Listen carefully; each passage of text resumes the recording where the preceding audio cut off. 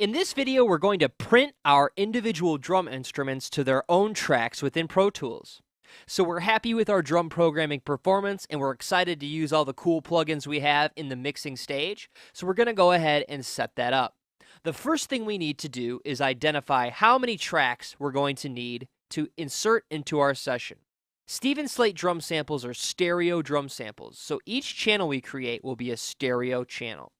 We've used the kick snare, tom 2, 3, 4, our hi-hats, our crash, our energy room, and Steven Slate drum room. So we didn't use the splash China channel, the ride channel, or tom 1. But if you did in your session, you want to make sure that you add those tracks as well. So I know I need 9 stereo audio tracks. So I'm going to go ahead and do that now. I'm going to go to Track, New, 9 stereo audio tracks, and click Create. Now I'm going to go ahead and name those now. We've got our kick, snare, tom 2, tom 3, tom 4, our hats. We have the crash channel, the energy, and SSD rooms. So there we go. We've created our 9 stereo tracks in our session. Now the next thing we need to do is route our drums out of our plugin. Now if you're using a different virtual instrument, chances are that the configuration will be in your mixing channel or your mixing interface at the bottom underneath the faders. And you'll be able to route your drums using that configuration. But before we do that, we need to make sure that we reset our out map in Steven Slate Drums Contact Player and make that default. And that's actually going to create outs for each of our drums that we can easily send into Pro Tools. There's only one routing behavior in this plugin to look out for. The Steven Slate Drums user manual actually states to please note that the kick drum always stays in the instrument channel. So what we're going to do is set the kick up to send to NA 1 and 2, basically using it as a bus. So that way when we want to print our kick drum, we can route it into its own track. And I know that sounds a little strange, but you'll see once we start routing into our Pro Tools session that there's not an option to route the kick channel in. So I go to my next, and we have the snare 1, snare 2. And as you can see, each channel has its own physical out, both 1 and 2, because they're stereo outs. So we're good to go. And we've got a nice even level here, because when we send our drums out, we don't want anything to be too loud and end up clipping in our tracks.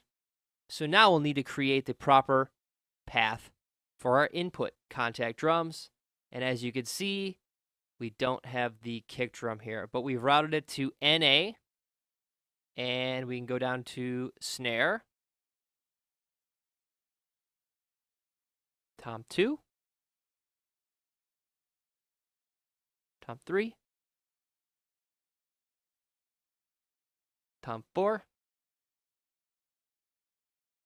the hats,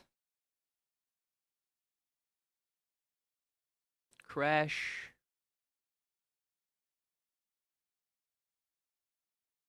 energy, and SSD room. Now there are several different ways you can do this as far as routing the instruments out of the plugin and into Pro Tools. This is actually the fastest and most effective way that I've found to do in my sessions. So that's why I'm sharing it with you. Okay guys, so we're ready to print our tracks and start recording. I do want to mention that what we're hearing is what it's actually going to sound like when we're done, because we are now monitoring through the audio tracks. But we're going to get a chance to listen to the entire final drum track from beginning to end. So let's go ahead and get this started.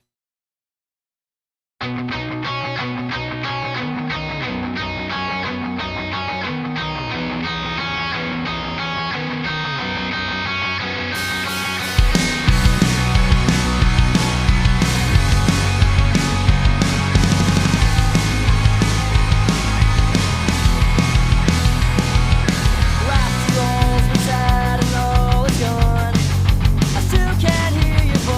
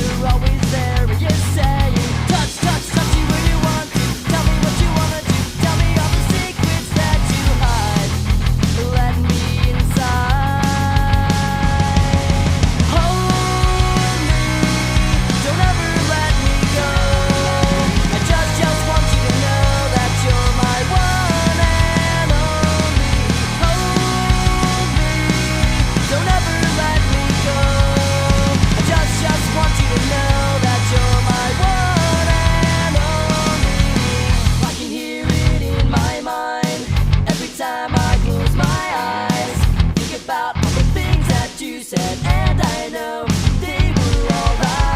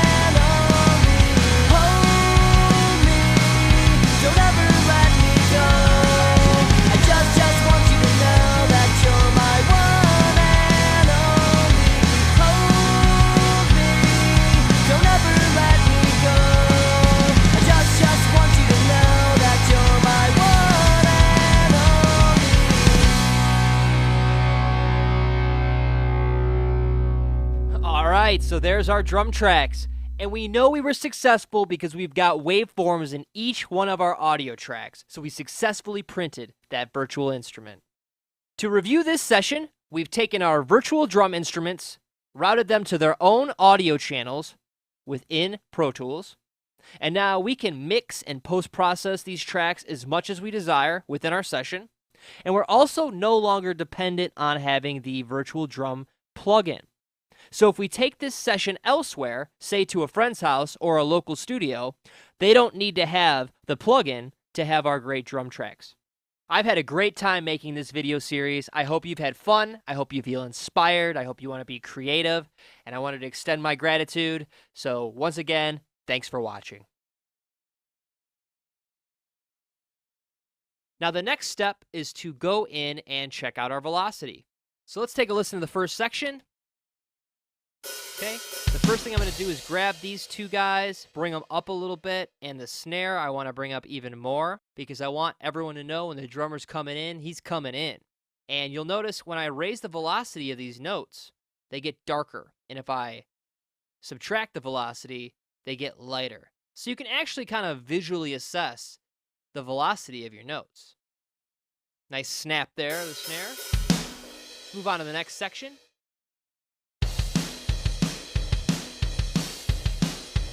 All right, I feel like the snare should be a little bit louder. So I'm going to grab those guys, pop them up a little bit. I'm also going to grab the rest of this section and raise them up. This way we're creating a dynamic that when the intro's coming in, it's nice and loud, the snare is nice and loud, and when we come into this verse section, it's going to get a little bit quieter, and then once we get to the chorus, we'll bring it back up and increase the excitement of the song. Let's take a listen here.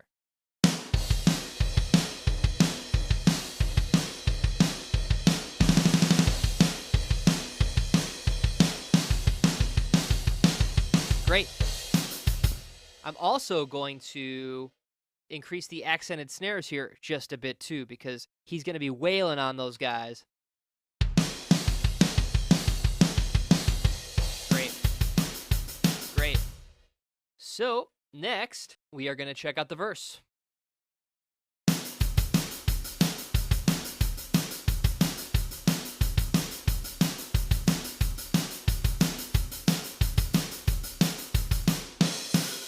So for the touch, touch, touch me accent, we should definitely grab these snares, bring them up, create that excitement.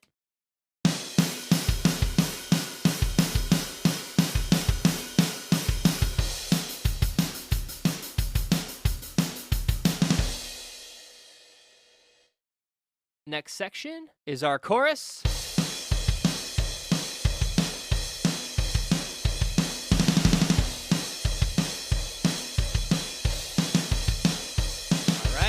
So I'm going to grab all the kicks and snares here until the roll. I'm going to bring them all up.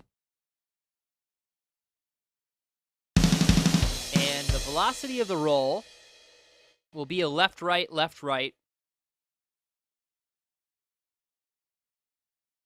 They usually hit a little harder on that first hit. So by changing the velocity of these notes, it creates the two-handed roll effect. And one stick's usually hitting at a pretty regular velocity and the other one's kind of filling in. So you get a more natural drum fill. Let's go to these next guys here. And I'll just grab all these here. I'm going to bring those guys up.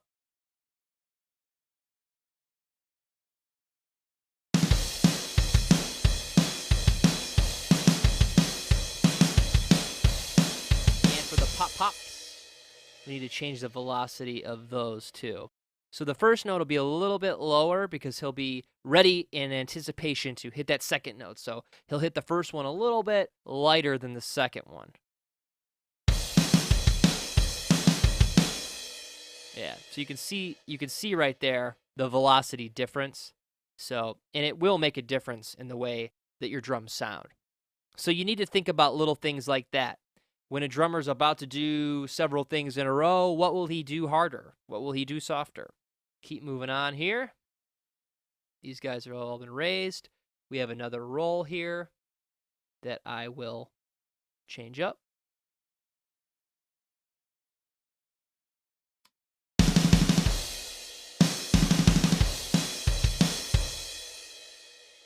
And lastly, pull these guys up. So we've created a little bit louder element here with our chorus. So the intro comes up, the verse goes down, and then the chorus goes even louder than the intro was. So we're creating different dynamics in our drums.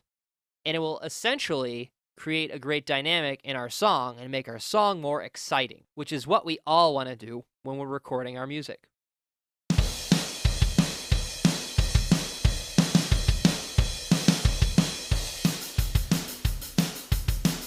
And I'm just going to go ahead and grab all these hi-hats and pull the velocity down. They seem a little bit loud, and I don't feel like the drummer would be hitting them that hard, so that might have been too much. You pull it back up just a little bit.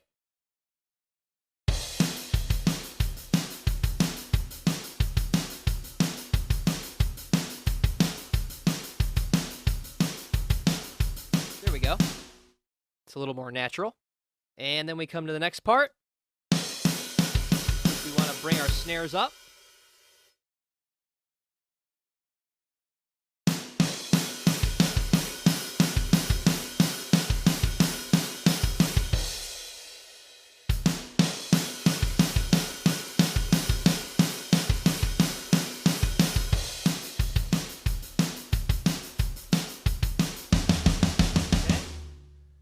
So this is all nice and steady here. What we're going to do here for this build-up, we're going to select all the notes, and I'm actually going to take my pencil tool and start just a little bit under where we started and draw a diagonal line straight up. So you can see it's going to start building in velocity, which is going to create a cool effect that the same thing a drummer would do, where he would start a little lower and build up. Might have been a little too low, so I'm just going to grab all of them, pull them up. Let's listen to that in context so you can really get the feel of it.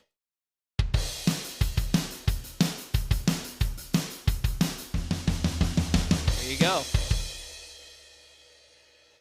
And now we've got our chorus. So first off, I'm going to grab all my kicks and snares, raise them up.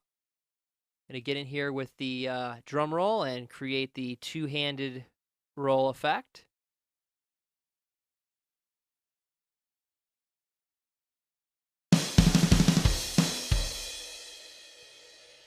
And pull all these up.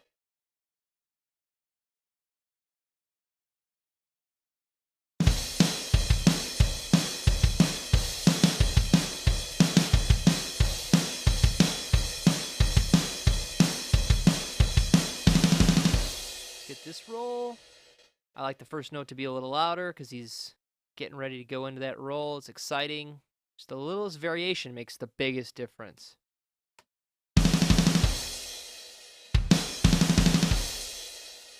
And again, you can do this to taste. You can spend more time on it. You can spend endless time on this. And that's the beauty of using MIDI and programming drums is that your options really are endless, and you're not chained to the performance when you've created these drums. You can go in and manipulate them and change them and experiment. It's a beautiful thing. Grab these, bring them up, and then my 2-note little ditty here. The first note's going to be just a little softer because he's going to be ready to hit twice.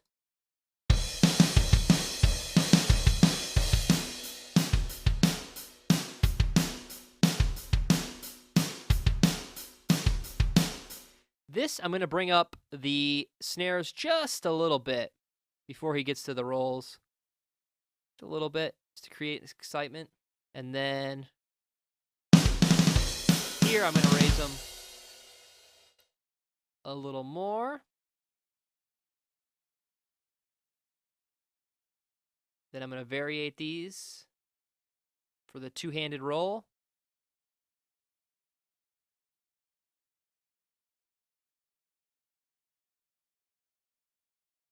Oh. Here we go. Always best to give yourself a lot of room. We've got the same kind of deal here. We're going to grab all these, and I'm going to draw a line upward, and I'm going to make this actually match up here.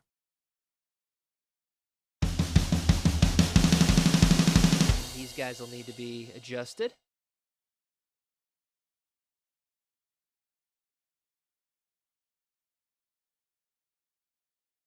There we go.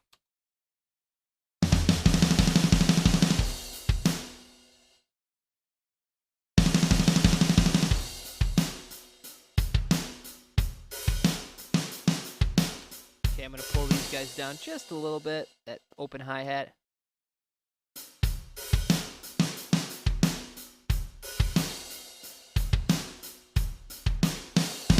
All right. Down to our roll here. Now, when you're doing drum rolls, you have to actually visualize the drummer playing. And what he's going to do is his normal roll. We've moved these. And as he goes around the drum set, he's going to get a little bit less energy around. So it's not going to be a straight... He's kind of going to lose a little steam around the corner. So what we're going to do is variate these first. And then I'm going to grab these guys 4 at a time for each tom and pull them down. So as we go around, there's less velocity. So let's hear how that sounds. It should sound more realistic. Definitely. Let's hear this all in context real quick.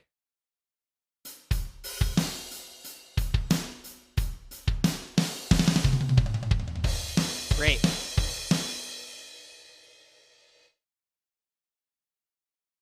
Gonna pull these guys up. Our chorus. Get our velocity going here for our roll. Pull these up.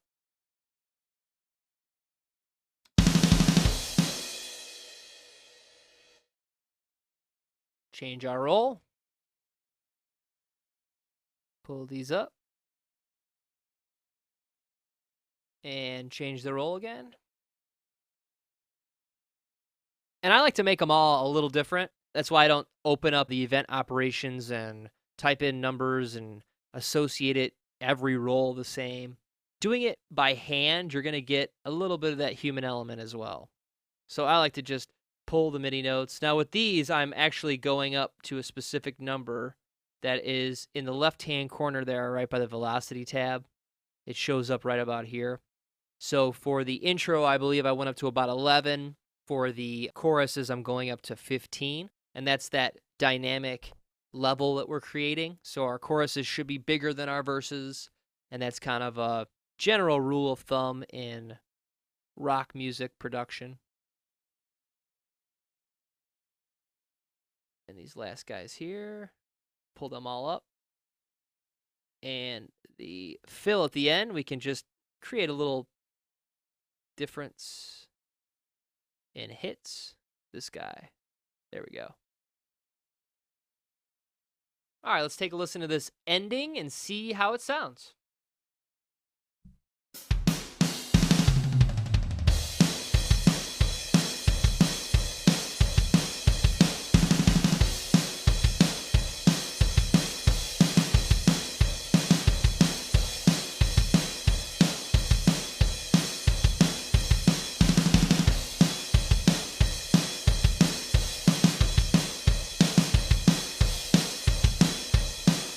Sounded real good. Welcome back. In this video, we're going to mix our drums all within the plugin. And there's a lot of pros to doing this. First of all, it's going to save space within our session. When we start recording each drum individually to its own channel, we're going to end up with a lot more tracks to manage. And when you're in the middle of creating and writing your song, it's best to keep things simple. It also allows us to do our overdubs with a lot of flexibility.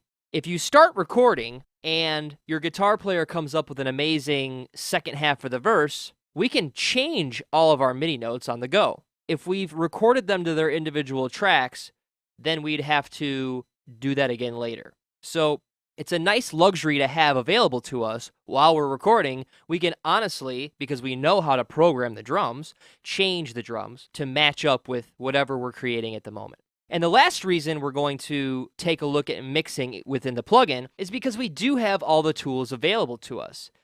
In our plugin, we've got a full-on mixing board. We can even add post-processing within that mixing board. And on each drum channel, we have all the parameters available to us to manipulate and mix the drums. It's something that I definitely want to walk through with you because it will come in handy in your songwriting future.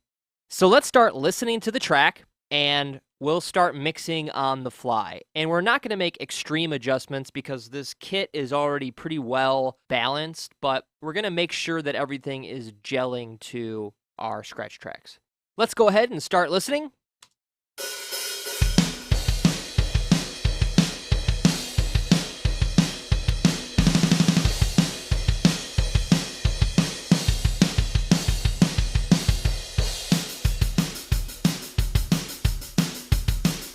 So right off the bat, I'm noticing the crash cymbal might be a little loud and the hi-hats are very loud.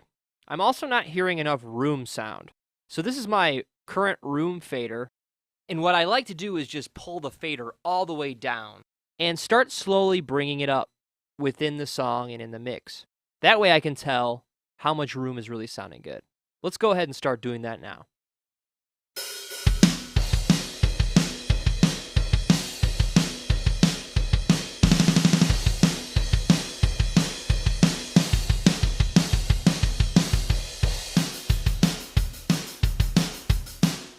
Okay, I feel like about negative 3.4 dB is a good starting range. The second thing I'm going to do is I'm going to go into my instrument panel here and I'm going to take a look at the snare drum and set it to its own separate room sound. A lot of times the snare needs a little more reverb, especially in rock music, to really catch the snap and create a huge snare sound. So I like to go ahead and send it to its own channel. And I'm going to do the same thing here. I'm just going to pull the fader all the way down and just slowly bring it up until I feel it's created enough ambience.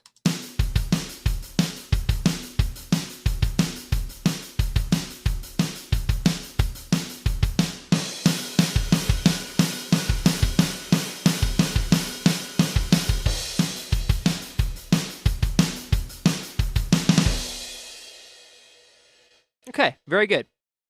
The next thing I'm going to do is I'm going to just go to a section with some toms. And I know we have a build up at the end of verse 2, so I want to make sure that I check those out.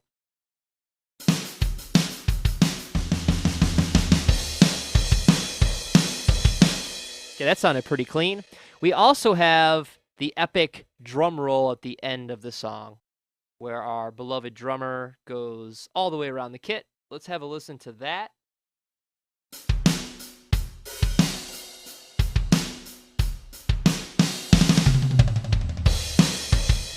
Okay, sounding good, but just a little bit loud. So I'm going to pull these all down, a couple of dB. Let's go ahead and take another listen now that we've pulled our faders down to the tom roll.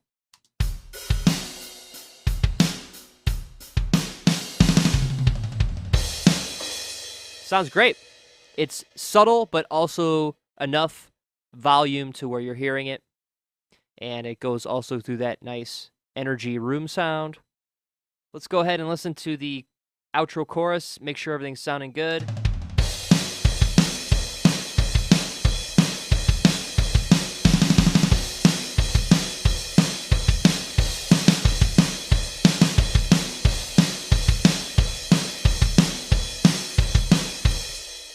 Now, it may seem like the crash cymbals are a little loud, but now I'm going to A-B, and I'm going to get the music going, and hopefully our cymbals are loud enough that they're sitting just right on top of everything. Let's go ahead and check that out now.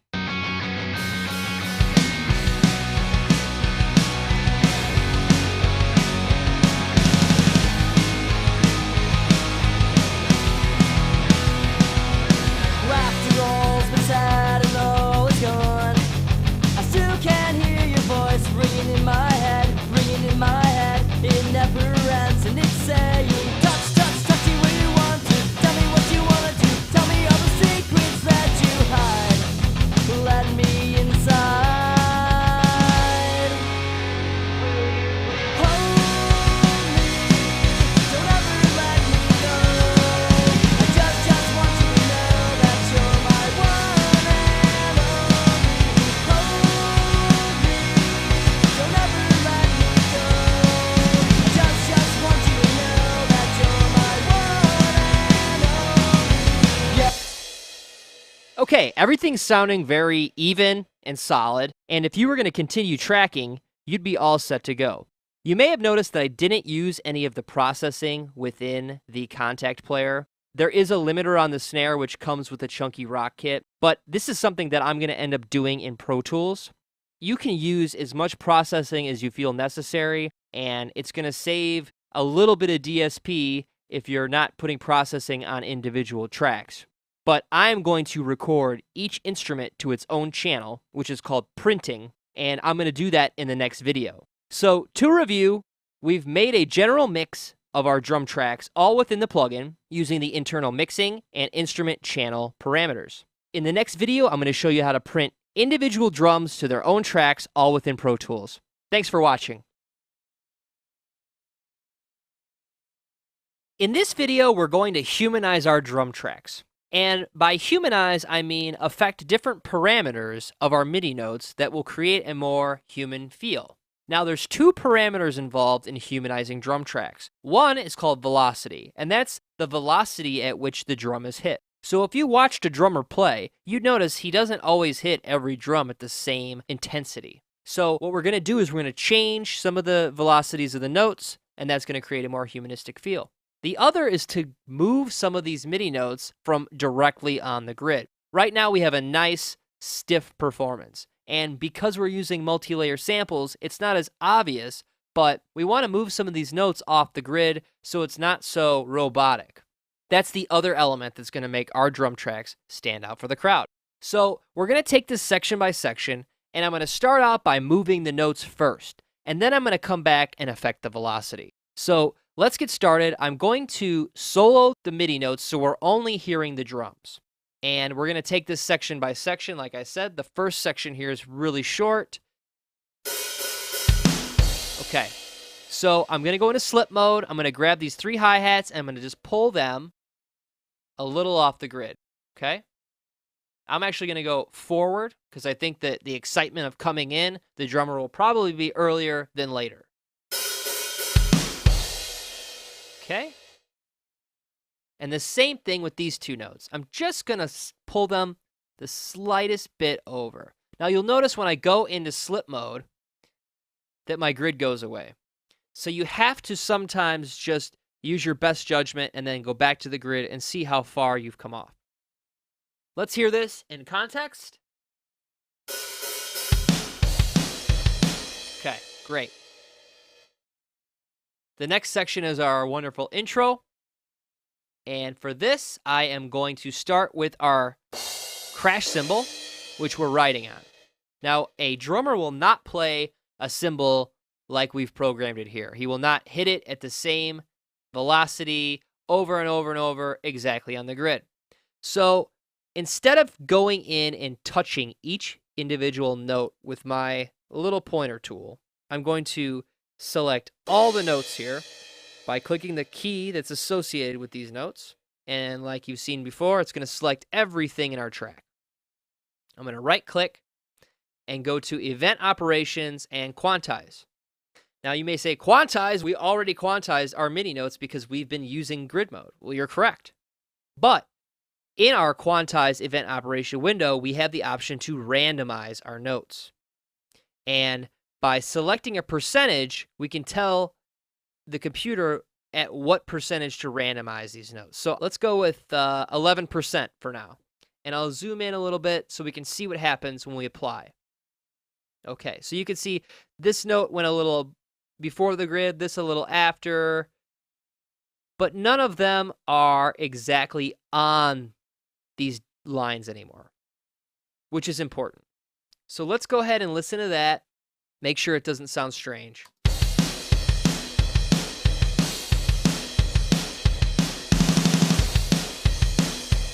Sounds good. So you've kind of taken all these notes together, and if we really need to come back, we can do it, but they're all just enough off the grid to be, kosher. Let's go to these guys, this splashy cymbal, and we're going to do the same thing. Except this time I'm going to change the percentage to, let's say, 13. I'm going to apply that, and it moved them over just a little bit. Now, this might not sound good because they're going to hit at different times. So I'm actually going to move that one back over with its counterpart. So they're similarly hit.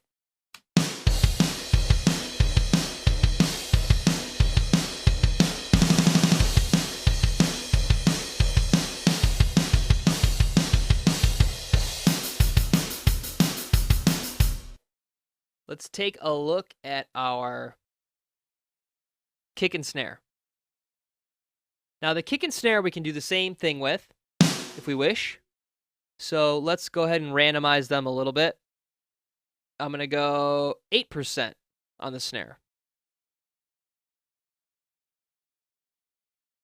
I've got to do it in 16th notes though, or else it's going to take my drum rolls away. There we go. And let's just dial in here and see, okay, nothing's really exactly on the grid, which is good. And lastly, our kick. Let's go good old 5%.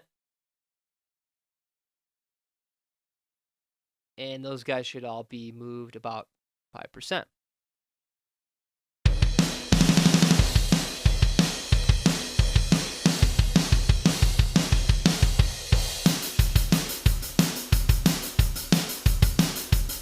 Okay, those hi-hats are really locked on the grid. And no drummer ever is going to play that robotic and stiff. So we're going to need to do the same thing here. I'm going to zoom in a little bit.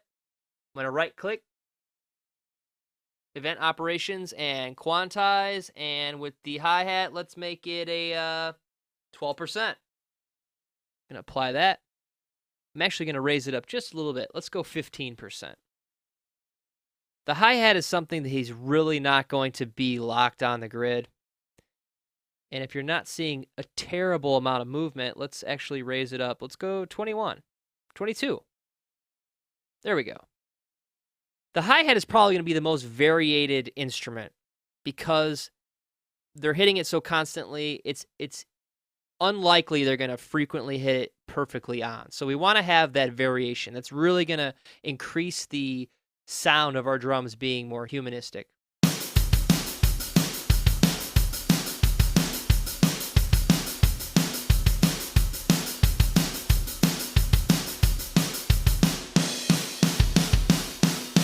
Okay, and it's really loud right now, but we're going to mix it later. I'm going to go to the open hi-hat here, which I thought we changed to a different note.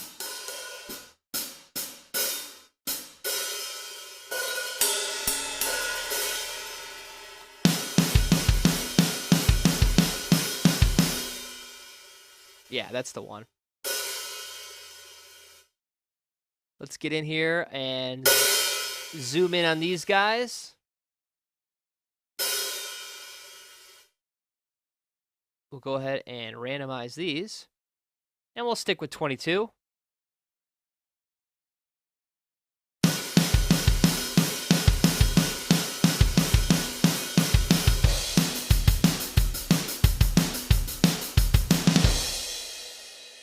Some toms here that we haven't touched yet.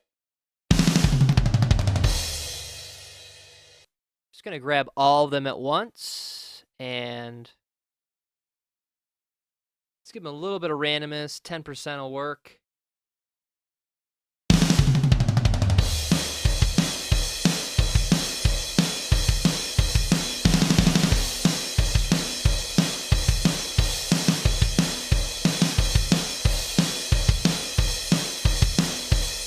Great. Now you can go in and spend as much time as you want perfecting this and moving each note from the grid, or you can do it with the event operations. That's completely up to you. For the purpose of this video, I just wanted you to be aware that we want to keep things from being exactly on the grid. Let's go ahead and take a break right here. When we come back, we'll change the velocity of our MIDI notes to create a more humanistic drum performance. All right, welcome back. We're going to dive right into verse 2. So let's preview what we've got now and see what needs to be changed. Here we go. Every time you're not around, I smile. I can feel the tension rise, stabbing at my back, stabbing at my back. You're always there and you're saying, touch, touch, touch me where you want to. Tell me what you want to do. Tell me all the secrets that you hide. Let me inside. Okay, this section actually seems pretty solid. We created that touch, touch, touch me accent with the snare and kicks here in the latter half. And then at the end here, we've got this really nice snare tom build-up, which we'll humanize later, but for now, I feel like it's a really good part in the song. So, because we already did chorus 2, let's just take a listen. We'll move right through it. Hold me, don't ever let me go. I just want you to know that you're my one and only. Hold me, don't ever let me go. I just want you to know that you're my one and only. I can hear it in my mind every time I close my eyes. Think about all the things that you said, and I know they were all lies.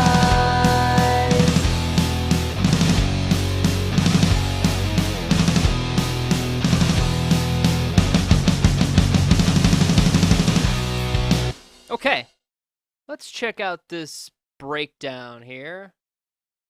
Sounds like our guide tracks might be a little off.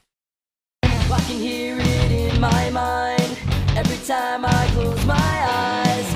Think about all the things that you said, and I know they were all lies. Okay, I think what I want to add in here at the end of this little segment is kind of a flamming break. So And I know they were all right about here, I want the drummer to kind of bapa bapa bapa. So let's test it out.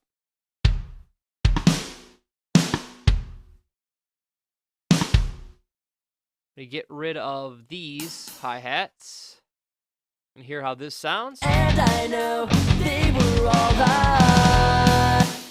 Cool. Let's add some cymbals to kind of make it have a little strength when we're building up.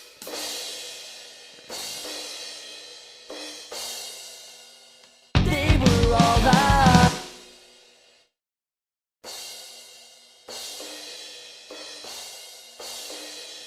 And I like to alternate cymbals because if you use the same cymbal over and over again, it just doesn't have a realistic effect, and a drummer is going to hit as many cymbals as he can. So you oftentimes want to alternate because the drummer, he or she, is going to go absolutely berserk on their drum set and want to hit everything. And it's a good way to spice up little parts like this. Let me hear this. And I know they were all lies. No, that's too many hits. let's try adding some flams instead. So what I'm going to do is I'm going to go into slip mode, okay? And I'm going to alt-click a snare and drag it over the slightest bit. I'm going to do that to all 3 here. Okay. And that's going to create what's called a flam, where the drummer is hitting the snare with both sticks, but he's not really hitting them both at the exact same time, and it gives it a flammy, larger drum sound, which is cool for parts like this. Let's hear if this works out. They were all right. Definitely. I want to hear this part in context real quick. I can hear it in my mind every time I close my eyes. Think about all the things that you said, and I know they were all right. Very cool. All right, the next section is the second half of our break.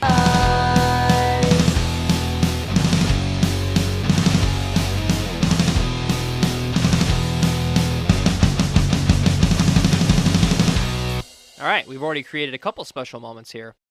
I immediately don't like our hi-hat sound, and I think it's the same one we used earlier, so I'm just going to pull this up a few pegs.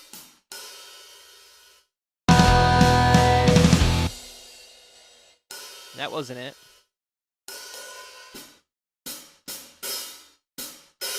There we go. This needs a little more open feel. He's going to be jamming away, doing the roll, the da-da-da-da-da. So he'll probably have this open. Let's check that out. They were all right.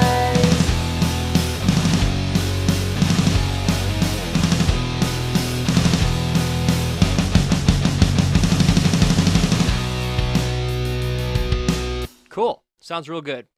Let's go to our next section. The kind of little break here.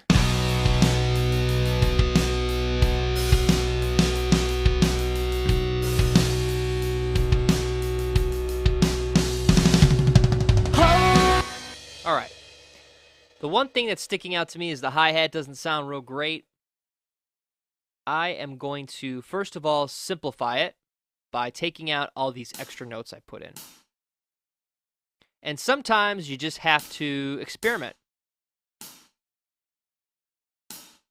So putting these extra notes in initially could have ended up being a part of the song. Sometimes things don't absolutely work out, and that's okay.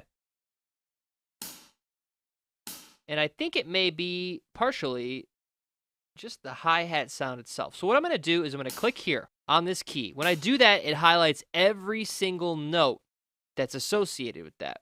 So when I move these, it's going to move every single hi-hat with it.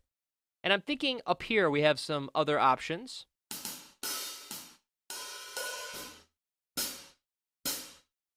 A little different stick articulation. Let's hear this.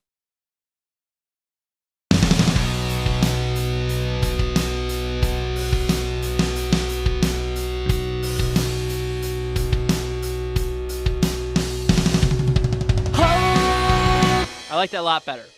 And it may be a little loud right now, but we're gonna mix that down later. So, as we can see, we've got our last choruses here, and they've already been changed to our liking. But because it's the outro, let's check it out. We may want to mix it up a little more. I'm still loving our drum roll here, so I'm going to take it from there. Hold me, don't ever let me go. I just want you to know that you're my one and only.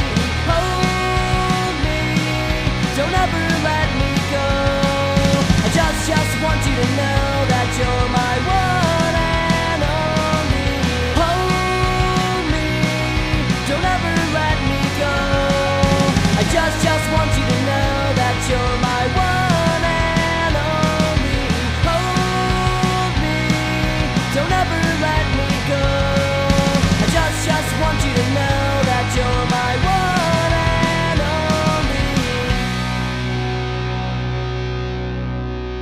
only. Okay, I think just at the end here, we should add a little up-tempo section. Just want you to know that you're my one. So we'll start going double time here, which is going to end up looking like this. for a couple sections. Just Option or Alt clicking and dragging these notes over. I'm gonna highlight those, delete them, and copy this section. Command D is gonna duplicate it right there. We lost one of our kicks at the end. Want to hear this one more time? Just want you to know that you're my one and only. Maybe we'll throw a little drum roll at the end. My one and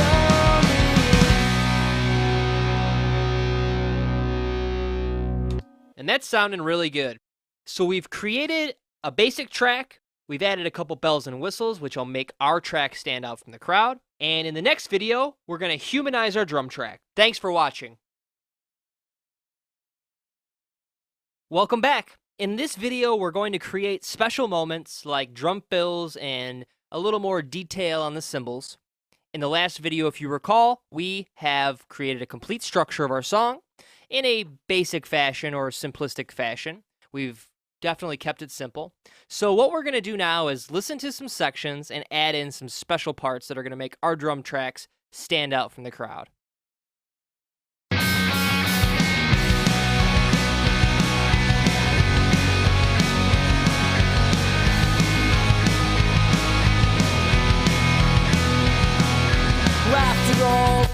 Okay, so to start off, I want to add in a cymbal crossover. So when he gets to about this point, it gets repetitive on this crash cymbal. So we'll add a little crossover, so when he's hitting that snare, he's hitting another cymbal. It'll be a nice accent. Let's listen to that now.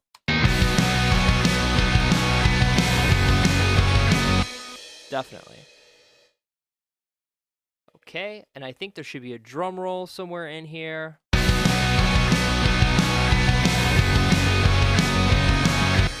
Right about here. So, I'm going to alt click, make some more notes. 1, 2, 3, 4, 1, 2, 3, 4. So the drum roll would go, we have to get rid of these cymbals. We want to be realistic. You can't be doing a drum roll with two hands and also hitting the crash cymbal. So let's hear how this sounds to break up this beginning part, because it really, in essence, becomes the same thing twice.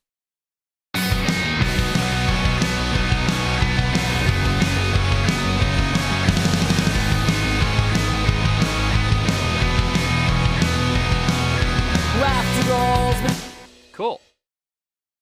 All right, and in the next section, I think that we need to do something, maybe a triplet here, right before we bring it into the verse. So right about here, I think it should kind of be like a da da da da da da da da da da da da da da. So a snare and two kicks, a da da da. These should just be switched around. Da da da da da da da da da da da da. Which may conflict with our tom we had originally put here. But let's hear how this sounds.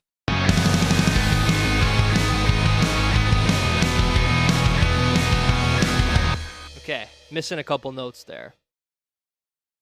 So it actually, this will move here. So there we go.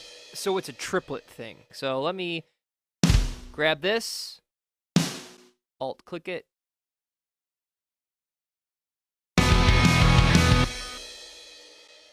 Yes. This is actually going to be here, and these will move over, so it's nice and even. So da da da da da da da da da da da da da da.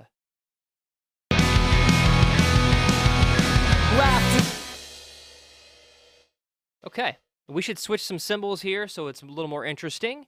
I'm going to start by pulling this one down to our second crash. We can just maybe go every other one, see how that sounds. Now, sounds kind of weird.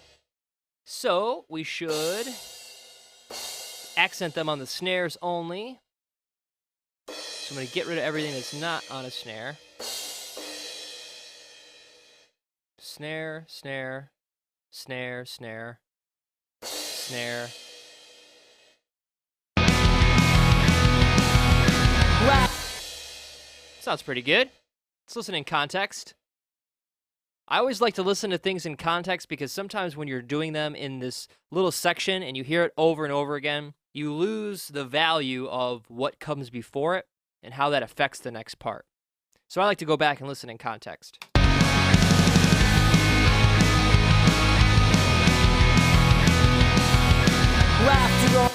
Okay. I'm liking that. I think that we might need to reverse these because the accent is a little bit brighter on this cymbal as opposed to this darker cymbal that's been doing kind of the riding. So let's see how this goes. Yeah, definitely cool. I'm gonna see how adding another cymbal in here sounds. That's cool. So instead of using that tom there, we're just gonna put another cymbal because it's gonna fill in this section a little bit better, let it breathe. So let's listen to our intro all together.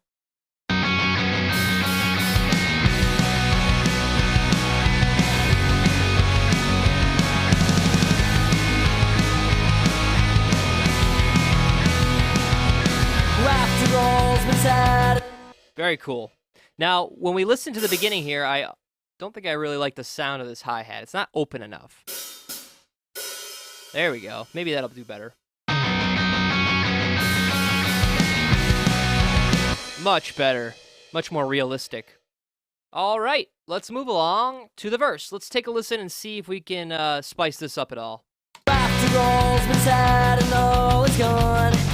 I still can't hear your voice ringing in my head, ringing in my head. It never ends and it's saying, touch, touch, touch me where you want to. Tell me what you wanna do. Tell me all the secrets that you hide. Let me inside. Okay, there's only one part that I think we already kind of spiced this part up by making it accent the vocal with the touch, touch, touch me. But there's only one other thing I'd like to try in this verse. And it's a little fill at the end. So when the drummer ends and hits this last section, it would be a drum roll, just a quick 2-hit drum roll.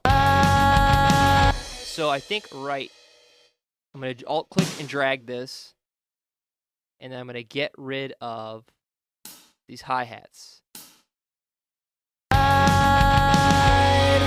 So it's actually 3 hits. So he would go da da da da. There we go. And the reason I take away these hi-hats is because, again, I'm actually going to add this one back in, but by the time he gets here, he's going to need both hands to, hit this. He's not going to do a one-handed da-da. He's going to hit it with 2 hands. So let's listen to that again in context. Let me inside. Definitely like that a lot. I'm going to add another cymbal here. There we go. Make it a little larger. Very good. So little things like that are going to make your drum tracks just the slightest bit better. If we just left it like that, it works. But drummers like to put in little special rolls and fills and things like that to make themselves stand out, and it's also complementary to the song. So little simple things like a 2-hit roll can really change the dynamic of the song. And you also want to think about what is happening in the song to make sure you're properly accenting it, because we know we're going to stop here for this little break. We need to do something special right before it. Let's pop into the chorus and see if there's anything we can do here. Don't ever let me go. I just want you to know that you're my one and only. Hold me. Don't ever let me go. I just want you to know that you're my one and only. Okay, there's a couple things I want to do here, but before I start, I am going to put on the mirrored MIDI editing button. I'm going to engage that because whatever I do in this chorus, I want it to do in all the other choruses. I definitely hear a drum roll in the middle, so let's listen to that. Hold me, don't ever let me go. Right there. These 8 right here, right before the downbeat. So let's go ahead and alt-click. I'm going to keep them on the 1, because that'll keep it nice and consistent. But I forgot to take out the cymbals, because you can't do both at once. So let's listen to that in context. Hold me, don't ever let me go. I just want you to know that you're my... Cool. Kind of breaks it up.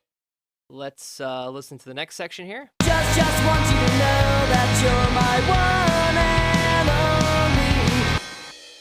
Okay, and in this section here, I think we should spice up the snare with a couple double hits. Pop, pop, pop, pop, pop, pop. Just gonna grab this and kind of make a double there. And another one here. So what you get is... Just want you to know that you're my one and only. Just the littlest change can make a big difference. I'm also going to add another cymbal on this downbeat to make it more powerful. And the next section. Hold me, don't ever let me go. With the same style of roll, so it'll be 8, the last 8 before the downbeat here. I'm going to keep these kicks on the 1s.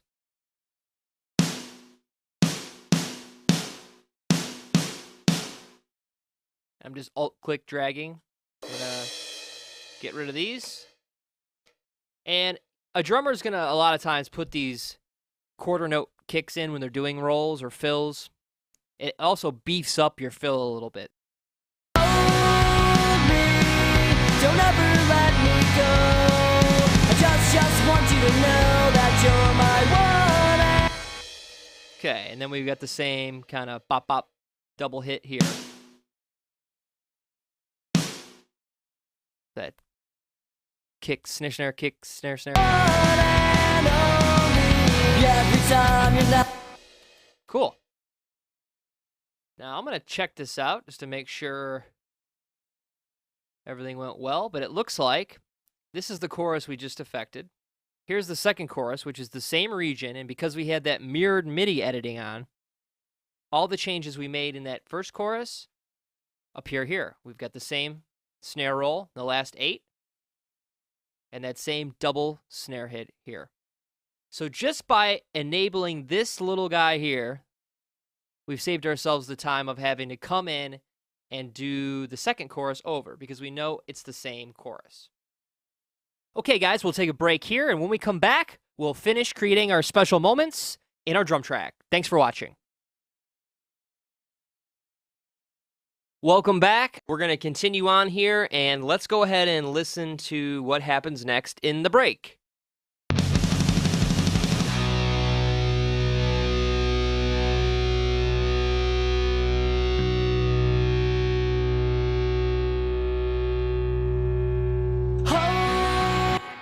Okay, this is going to be a fun part to write. What I'm hearing is pretty laid-back beat. It's kind of letting the song breathe. Maybe like boof, ba-da, boof-da. So, let's hear this. Too fast. Let me pull these guys over here. There we go. So, boof, ba-da. Boof, da. So, I'm guessing that might sound good. No. Let's go. Boof, da. Boof, boof, da. Pull it over here. Actually far enough.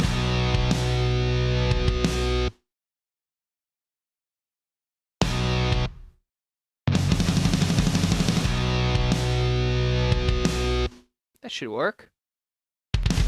Copy these and duplicate.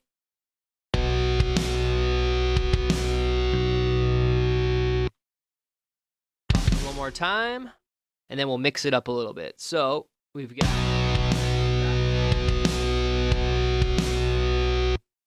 Let's toss a little snare in there. So it'll go do do bop, do do bop, do do bop, dot dot. Grab a little.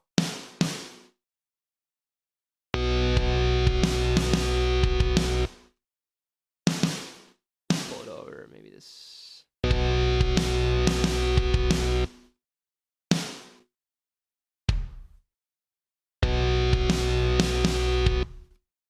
One more nudge. There we go.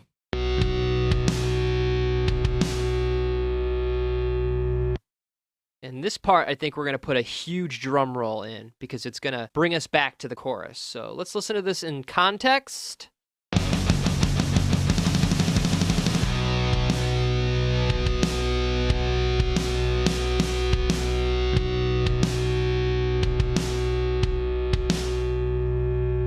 Let's add some hi-hat in there.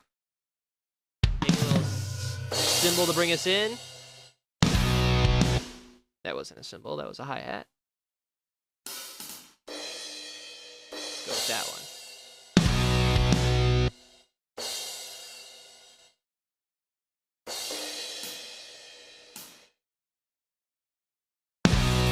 Let's see, let's make it a fun little pattern here.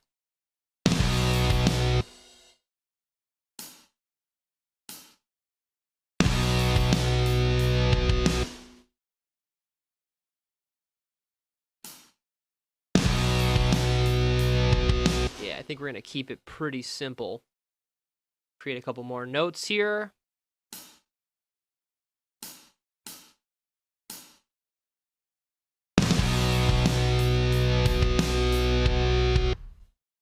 Okay.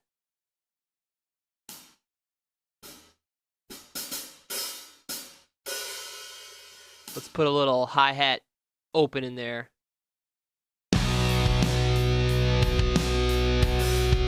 Kind of cool. I think it came a little too early though. Pull it over. There we go.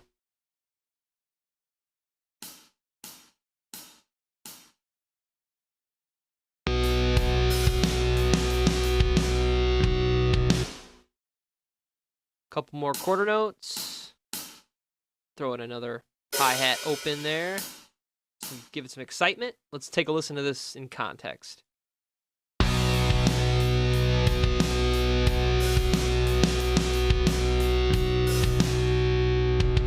We missed some. Pretty easy to get back in there.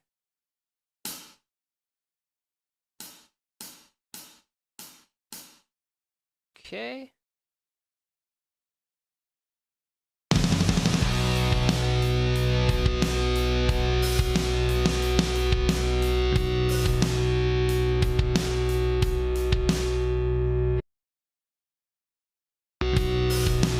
Make this a cymbal.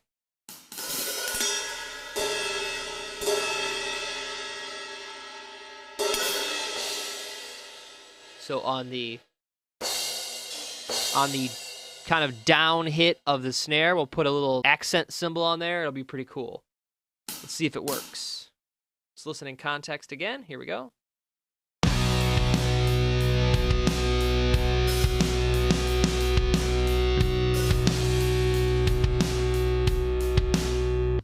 Cool, I like it.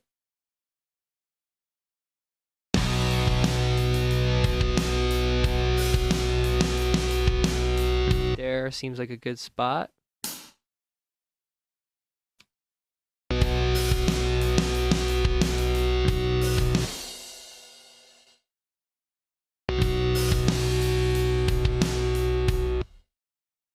toss one in here as well. All right, let's check this out.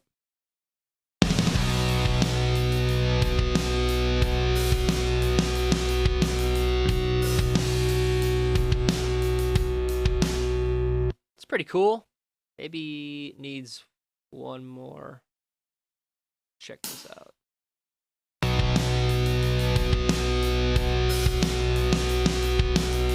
I think we need to add one to each time we do that. That should be there. One more time. Let's check this out.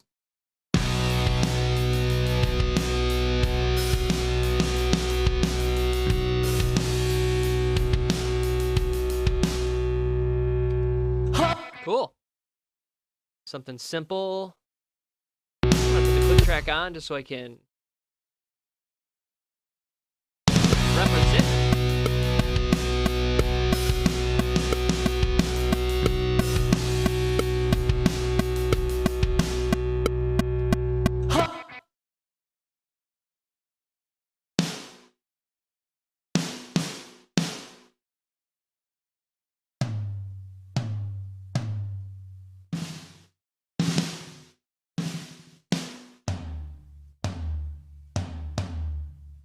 Okay, I think this drum roll should be pretty quick and actually kind of go around the toms. I just kind of drew something up real quick, and maybe this will work, maybe it won't. Be 4 on the snare, 4 on the rack tom, 4 on the floor tom. Yeah, we're also going to need to put a kick on each downbeat, which kind of gives it a backbeat. Keeps it consistent. A lot of times drummers are going to kick on quarter notes while they're doing a roll to give themselves something to play to. Let's see, do we have one more tom left? No. We'll have to move these guys up. There we go.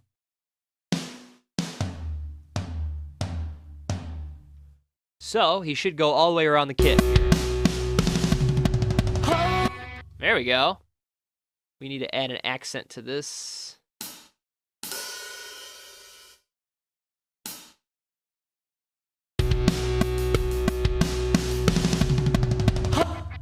Maybe a cymbal instead. There we go. I can get rid of this. You may have seen me put a note after I put the open hi-hat. And that's because when you're doing open hi-hats, you actually have to sometimes put a closed note to close it. Otherwise, it'll just be an open note. So if I didn't put this note here, this would stay open longer than I wanted it to. Which doesn't sound terrible, but I wanted it to close quickly. So by putting a closed note there, actually that doesn't sound bad at all. But you may find that when you're using an open hi-hat, you need to put a closed note shortly after to close the hi-hat for that nice tss effect.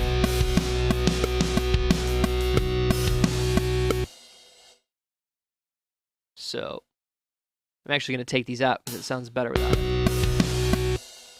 Actually, on that one, I need to put one here.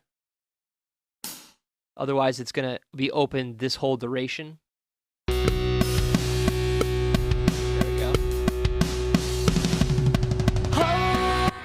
Cool. So let's take a listen to the entire break here. This is turning out to be a really fun part.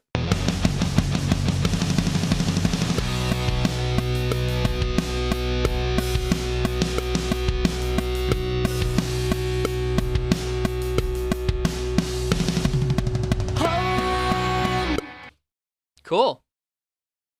So we know what comes next. We've got our beloved chorus.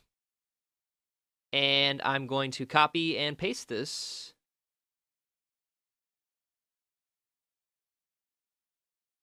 Shuffle mode, it'll pop me right over there. I'm going to duplicate it. I'm going to duplicate it 4 times because I believe that the song repeats the chorus twice in the end. Let's have a listen, see what's happening. Hold me, don't ever let me go. I just want you to know that you're my one and only. Hold me, don't ever let me go.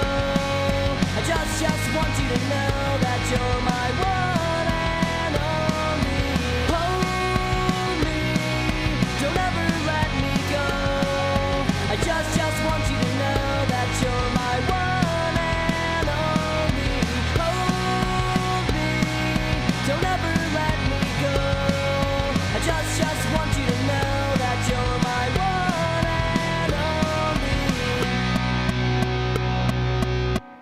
Cool. That fits great. And it looks like the only thing we're missing is the downbeat on the end. So I will create one now. And that's just a kick and some cymbals.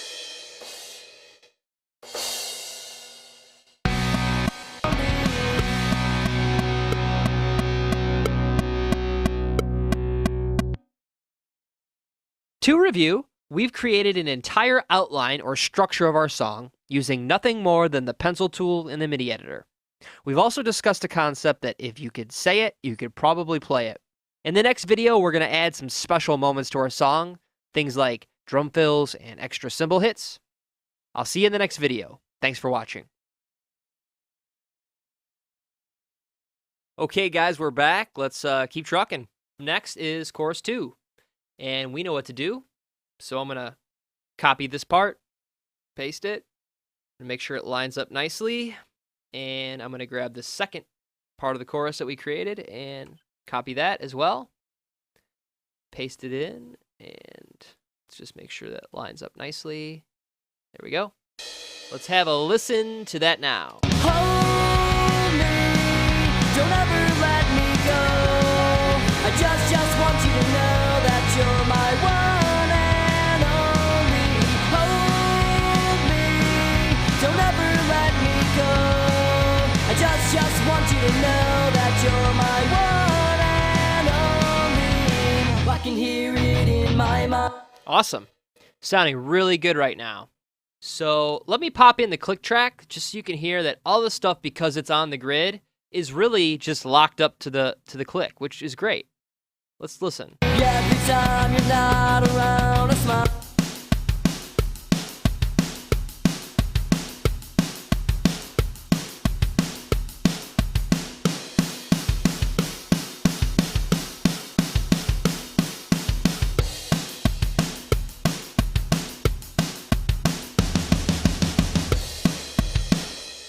So you can see that we're doing a great job of keeping everything really nicely to the grid and nice and even, and that's going to work out for the song later on.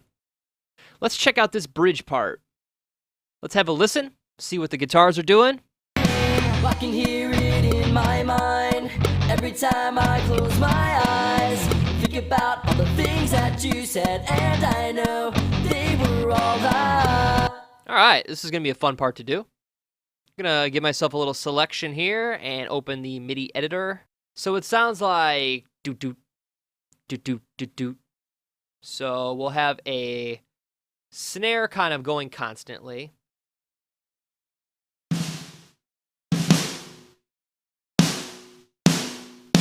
Which I think is a fair assumption.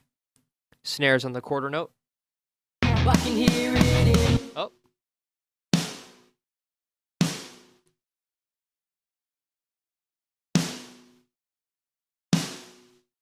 Let's hear how this sounds. I can hear it in my mind. Cool. Now let's get those kicks to match what the guitar and the bass are doing. So I think it was 1, 2. I can hear it in my. So do do bop, bop, do do bop. So let's take a stab and see how this does. I can hear it in my mind. Close. I think this guy's got to go over 1. I can hear it in my mind. There we go. So we're keeping the drum part really glued to the guitar to make this part exciting. So do do bop, bop, do do bop, bop. It's probably going to do the same thing again. So I'm going to select Command D. Every time I close my eyes, think about all the things. And one more time. Think about all the things that you said, and I know they were all right. All right, one more time. This may seem cumbersome, and it may seem like we're using the same part over and over again. We are going to come back and make small manipulations that are going to make each part have its own little identity. But a lot of the times, keeping things simple is a good idea. Rock drums, this song is pretty straightforward, so we can keep it simple. And a lot of times simple translates a lot better, especially when you're programming drums, as opposed to having a drummer that's, going crazy like Animal from the Muppets or something. So that's always a good kind of thing to keep in mind is, sometimes simple is going to be the best thing for the song. So let's get some cymbals going in this part. The downbeat should have a nice crash. I'm gonna I can hear it. another crash on there. So I can hear it in my mind every time I close my eyes. Think about all the things that you said, and I know they were all right. So it's choose our adventure. What should we do? Close hi-hat or open hi-hat? Well, I think because this section is coming up is going to get a little louder, that we should keep it closed hi-hat for now. So let me draw a note in. I think this is our hi-hat. There we go. It's kind of laid back, so we don't need too many hi-hats happening. These quarter notes would be good.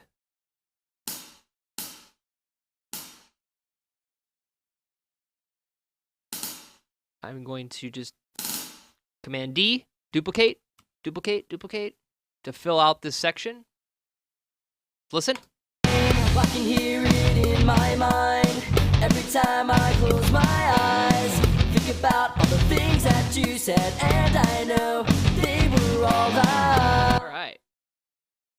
So I'm going to mute the click track again just for now. That sounds really good.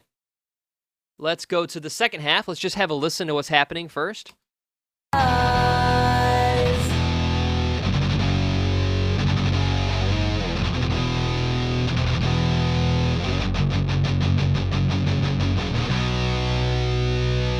All right, this is going to be a fun part.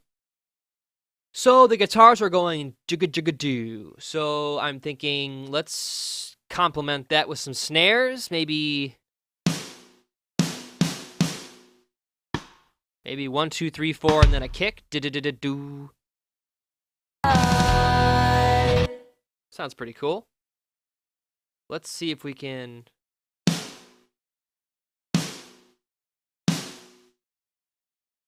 That's gonna be cool. Let's duplicate this a couple times, see if it fits. Yeah.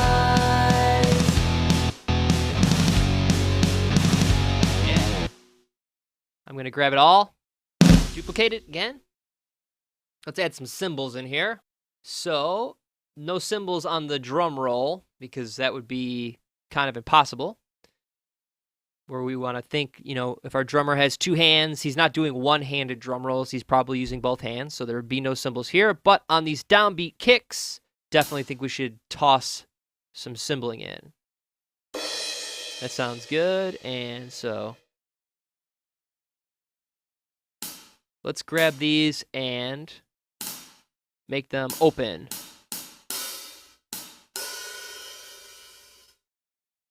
We used this one for open before, so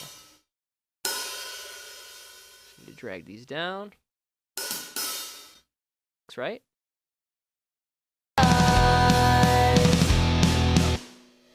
So we can just select this area and Command D and duplicate it to all of our sections. I like to come back and alternate the cymbals from one to the other. There we go. Pull this one down. Pull that one down. And that way it's not this exact same thing over and over again. A drummer would probably alternate from his left crash cymbal to his right crash cymbal, or maybe use the ride in there or something. For now, I think this will definitely complement what's happening in the song. Let's listen.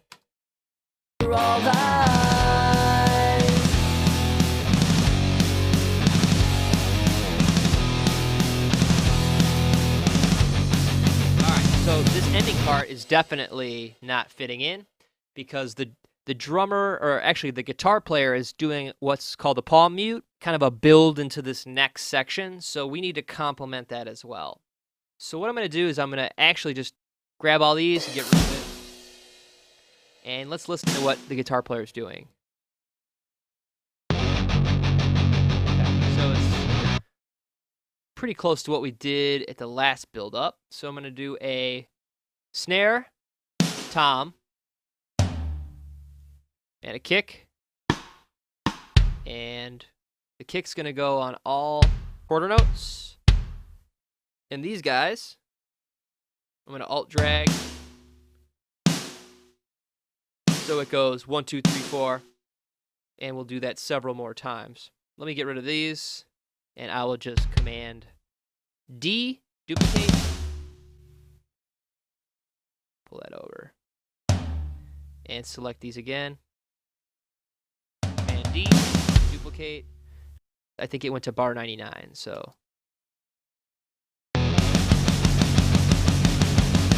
We might actually want to just make a snare roll. There we go. And that way it's complementing the guitar part, but it's also good for the song because it's building up. And then we're going to have this nice little break. And speaking of breaks, we're going to take a quick one. And when we come back, we'll finish out the rest of the song. I'll see you in the next video. Okay, guys, welcome back. We're in part 2 of Let's Make Drums. Let's go ahead and listen to the next section of the verse. And it's saying, touch, touch, touch you where you want to. Tell me what you wanna do. Tell me all the secrets that you hide. Let me inside.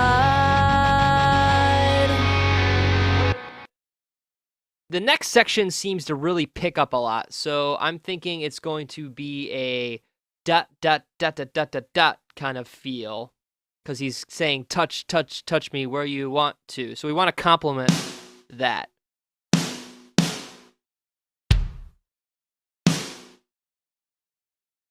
Let's see how that sounds. So it would be dot, dot, dot, dot, dot, dot. Let's add another snare. Right here. All right, let's listen. Touch, touch, touch you where you want to. Tell me. So we got the 3 snares right. I think this kick goes here. It's going to be a little quicker than I anticipated, so. Touch, touch, touch you where you. Yeah, there we go. Let me drag this guy over here. But dot, dot, dot. Touch, touch, touch you where you want. There we go. So as you can see, it's a lot of experimentation. You're not always going to just pencil in the exact perfect note or perfect timing for your song. So dot, dot, dot, dot, dot, dot, dot.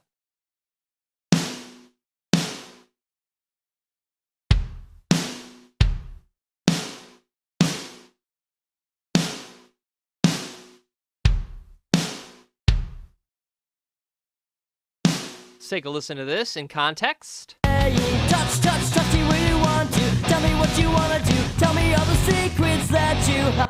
So we need a couple more going here.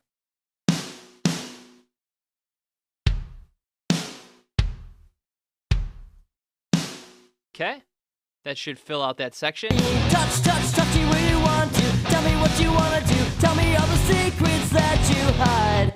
Okay. This is actually going to turn into a kick because it's the downbeat of the next section, which is also going to be the same as the last section, the doot bop, because it comes back down. So let's add our cymbals in here first. Definitely want some crashing going on. Let's see where our crash was. It's down here.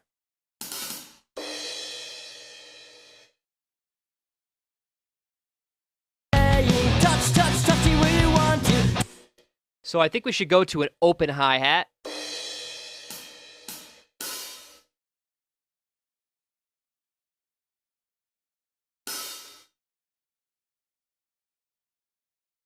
Touch, touch, touch you. Touch, touch, touch you where you want to.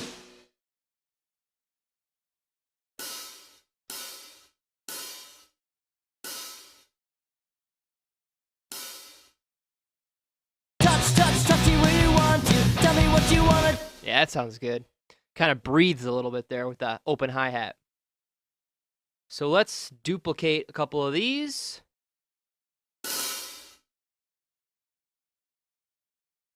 Drag them back over.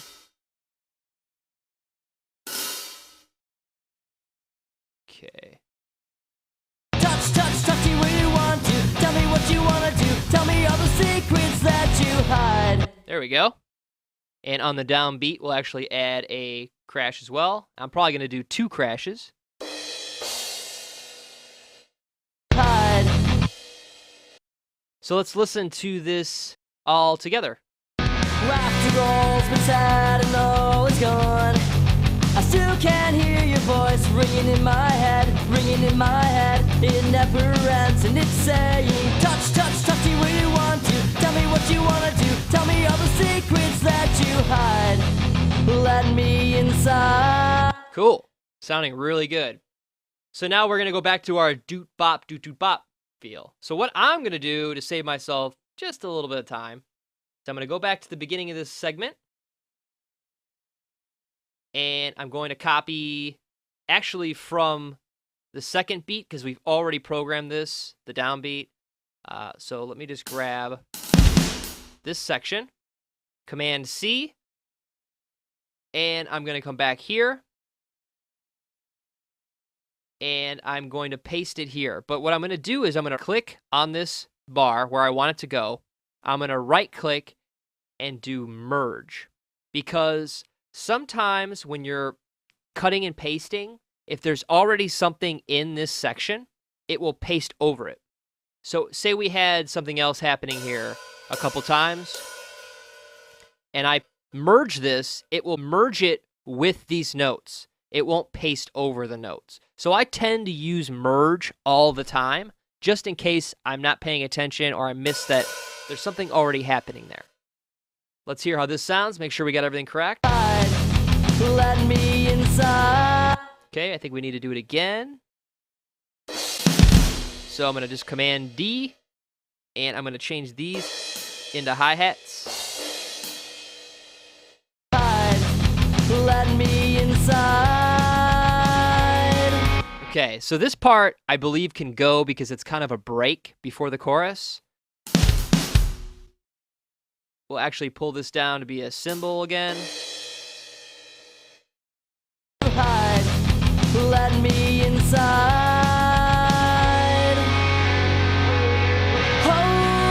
There you go, and we'll pick it back up at bar 35. So let's have a listen to the chorus and see what we got going on. Hold me, don't ever let me go. I just want you to know that you're my one and only. Hold me, don't ever let me go. I just want you to know that you're my one and only. Every time you're not. Okay, it's pretty straightforward.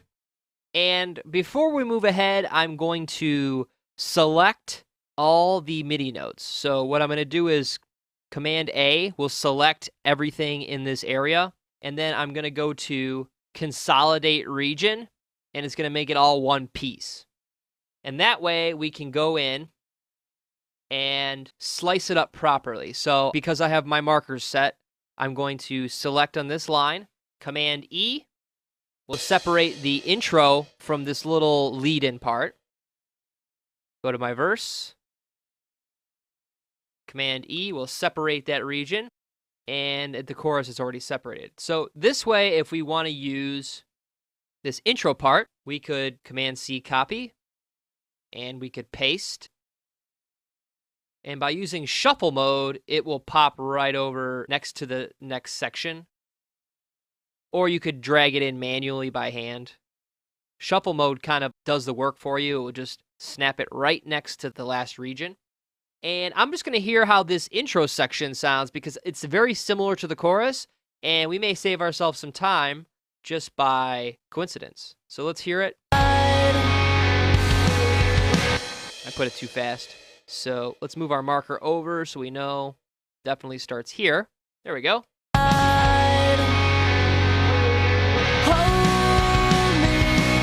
Don't ever let me go. I just want you to know that you're my one and only. Okay, so immediately off the bat, it sounds okay. I'm going to double click. It's going to open up our MIDI editor, and I don't like the double kick, so I'm going to get rid of the second kick by double clicking it. So it would be more of a doot bop, doot doot bop, doot bop, doot doot bop. I like the crash because in the chorus you want to sometimes ride on that crash. I'm not going to use a ride cymbal because this chorus is pretty big.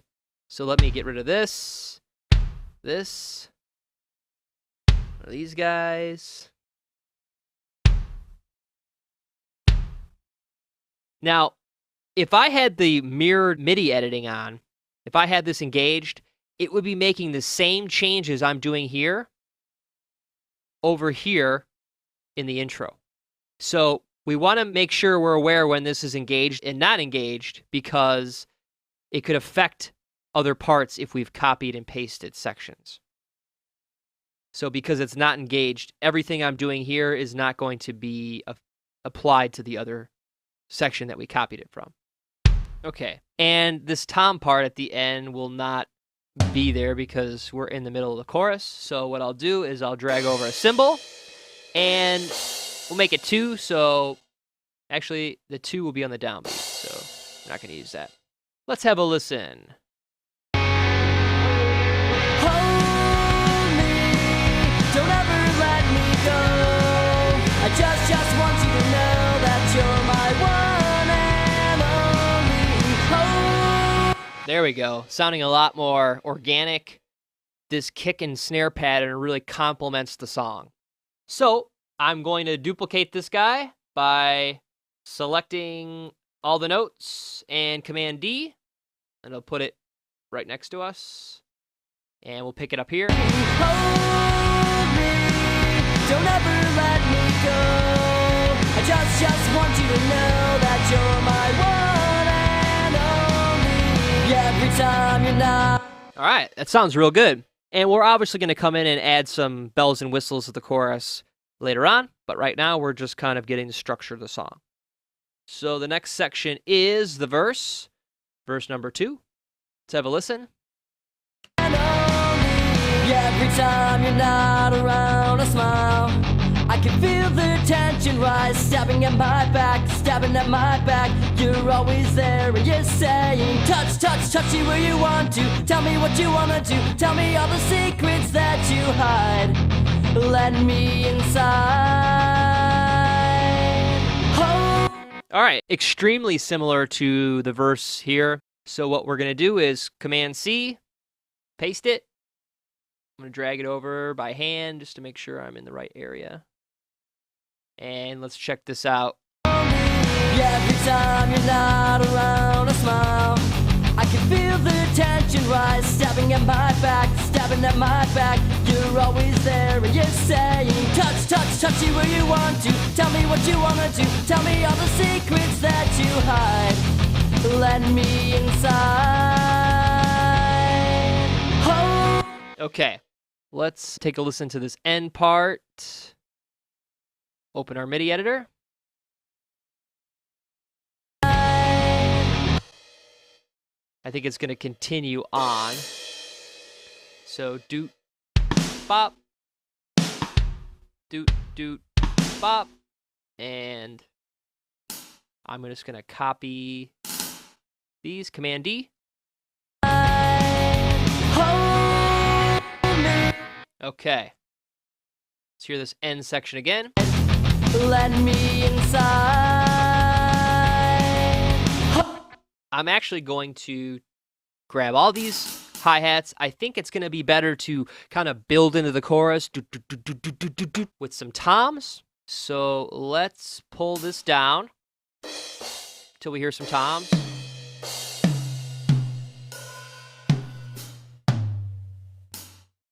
There we go. Nice low one.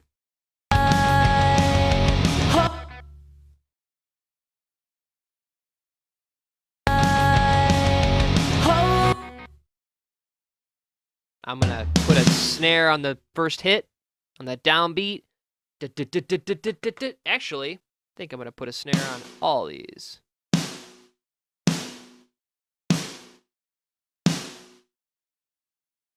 And on every quarter note as well. Let's hear how that sounds. There we go. Definitely lets you know that the chorus is coming up. So let's hear this end section again. Let me inside. Hold me. Awesome. Excited about that part. Let's take a quick break here, and when we return, we will finish out the song, programming the structure of our drums. I'll see you in the next video. Hey guys, welcome back. Let's make some drums. In this video, we're going to create a basic outline or the structure of the song. It's all going to be locked to the grid, and then we'll come back in a later video and add some bells and whistles, and then we'll also humanize them. But for now, we're going to get the general idea of what we want our drums to do, and we're going to take this section by section. Now, you may hear me actually say the drum part I want to play, and I've always been under the impression that if you can say it, you can play it. So if you hear me say something like doot doot bop, I'm actually making the drum beat that I want verbally. Then I'll create that with the pen tool. Now before we get started, you know that I'm going to be drawing in MIDI notes with the pencil tool in the MIDI editor. And at times, it may seem as if I'm just writing notes anywhere, but there really is a method to the madness. Now let me show you by opening the MIDI editor. At the top, we can see we have a bars and beats section. So from bar 21 to 22, there's a dark blue line that represents the beginning of bar 21. And it ends where bar 22 starts with this dark blue line. Now, because I'm in 16th note grid resolution, which we've discussed, there's 16 spaces available between bar 21 and 22 for me to create notes. And in between those, we also have quarter notes with a line that's a little bit lighter than the bar, but darker than the 16th note. So when I'm putting in snares, I'm generally putting them in a quarter note fashion. So I know to go directly to these lines here. And when I'm creating a drum beat, I'm doing it bar by bar. So I may say doot bop, and that's one bar. Doot bop, doot, doot, bop. So from 21 to 22, we've created one bar of drums. And I've done that simply just by knowing exactly where I am in the MIDI editor, in one bar, and I also have these quarter notes available to me. So I wanted to explain that to you before we get started, because it may seem as if I'm just drawing in notes anywhere, but really, I'm very conscious of the fact that I'm in between bars, and I may be on a quarter note signifying line, or a bar signifying line, or just simply in my 16th notes. We're going to start out by just checking out the beginning of the song. I think about bar 9, we're going to add like a little intro with the drums. Let's take a listen.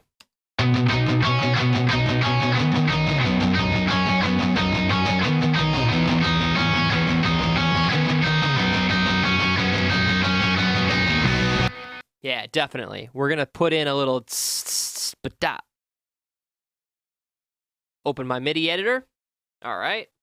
So grab my pencil tool and let's find a little open symbol we can... There we go. Sounds pretty good. And then we'll need our do-da, so it's going to be a kick snare. So 1, 2, 3, ba-da. So that should be pretty good. Let's listen. Nope. Have to pull these guys over a little bit. So I'm going to grab them, pull them here.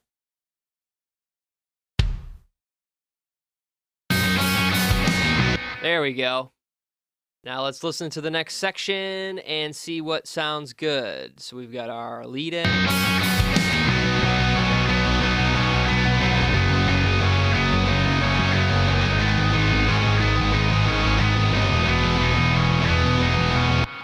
All right, I kind of feel like this song has a doot-doot-bop kind of feel to it. So we're going to program that beat. Let me get into the MIDI editor and grab our pen tool. So we said doot, doot, bop, doot, doot, bop. See how that sounds.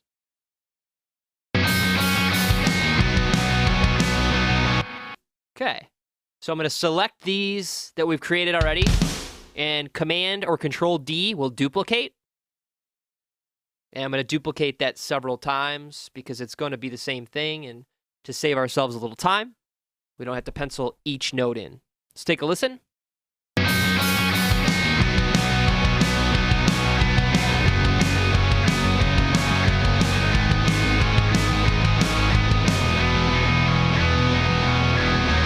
Okay, we need to make sure it happens a couple more times. So I'm going to select those, Command or Control D. That should get us to the end of the... And on this last note here, I'm going to Alt-click it, Alt-click the note, and drag. We'll create another note without disturbing what you already have here. So if you want a different instrument, such as a tom, in the exact same spot, you don't have to draw it back in. You can simply Alt-click on your note and drag up. It'll create the exact same note at the exact same velocity, and you can drag it around from there. So at the end of this section, we'll have a nice big boom with our tom. That's sounding pretty rockin'. Let's get our cymbals going. Gonna get my pen tool and get back over here. Just gonna create a note. Let's see. There we go.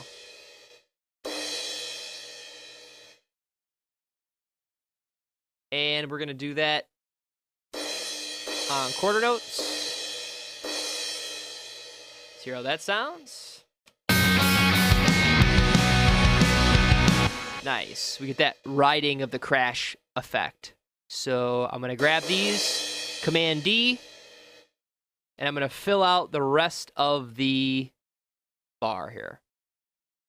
Except I need to remove this one on the end because if the drummer's hitting the snare and the tom at the same time, it's highly unlikely that he's going to be hitting a cymbal as well. So when you're programming drums, you need to really imagine the drummer's got two arms. So if he's hitting two things at once and you add in a third instrument, it's going to sound not realistic. Now, we're definitely going to come back and put some drum rolls in here, so you may think that this sounds kind of rather boring at this time, but we're just getting the general idea. Now I'm going to Alt-click this note and drag down, so we have two cymbals really crash in at the beginning of this section here.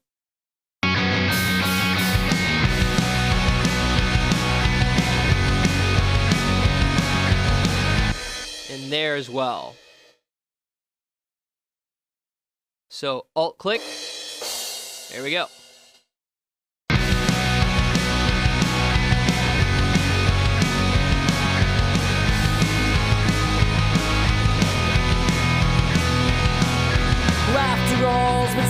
There we go. We got a nice intro section where the drummer's rocking and riding this crash cymbal. Okay. So let's listen to the next section together and see what feels good for the verse. Laughter rolls, but sad and all is gone. I still can't hear your voice ringing in my head, ringing in my head. It never ends and it's saying. Okay, so for this section, I think we should mix it up a little bit, and we're going to do a doot bop, doot doot bop. So it's different than the beginning of the song, which creates excitement because it's different, and it should be different because we're in a different section of the song. So we're going to go doot bop, doot, doot, bop. Let's have a listen. Laughter rolls, but sad. I'm going to duplicate it a couple times so we can kind of hear that in context. I think it's going to fit pretty nicely. Laughter rolls, but sad and all is gone. I still can't hear your voice ringing in my head, ringing in my head. It never ends and it's saying. Needs a couple more. It never ends and it's saying. And at that point, the song kind of picks up some excitement and we'll change it there. But for now, let's do the first half of the verse. So we should probably add in a cymbal. Get my pen. Cymbal crash. Same as the beginning to give it that excitement effect, and we know, boom, we're coming into a new section. Laughter rolls, but sad and all is gone. All right, let's get a close hi-hat going.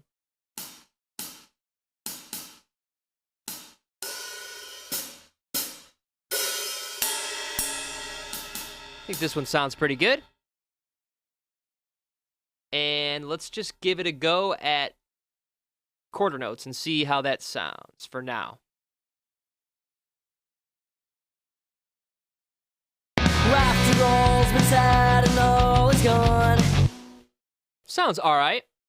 I think I would like to add some more notes in. Now, a lot of programming drums you're going to find is experimentation. You need to listen to what the source is and in your mind kind of figure out what's going to complement that well. That's why when we created a guide track, we captured the spirit of the song. We gave ourselves a good chance at creating these drums to be very complementary towards the song. So let's hear this with a couple more hi-hats so the drummer kind of comes in and is hammering away on that hi-hat. After all's been said and all is gone. Yeah, I like that a lot. So let's fill this in with the rest of the song. I'm going to actually grab these by selecting all of them and alt-dragging. Then I'm going to do the same thing again here. Actually, I'll Command D this time.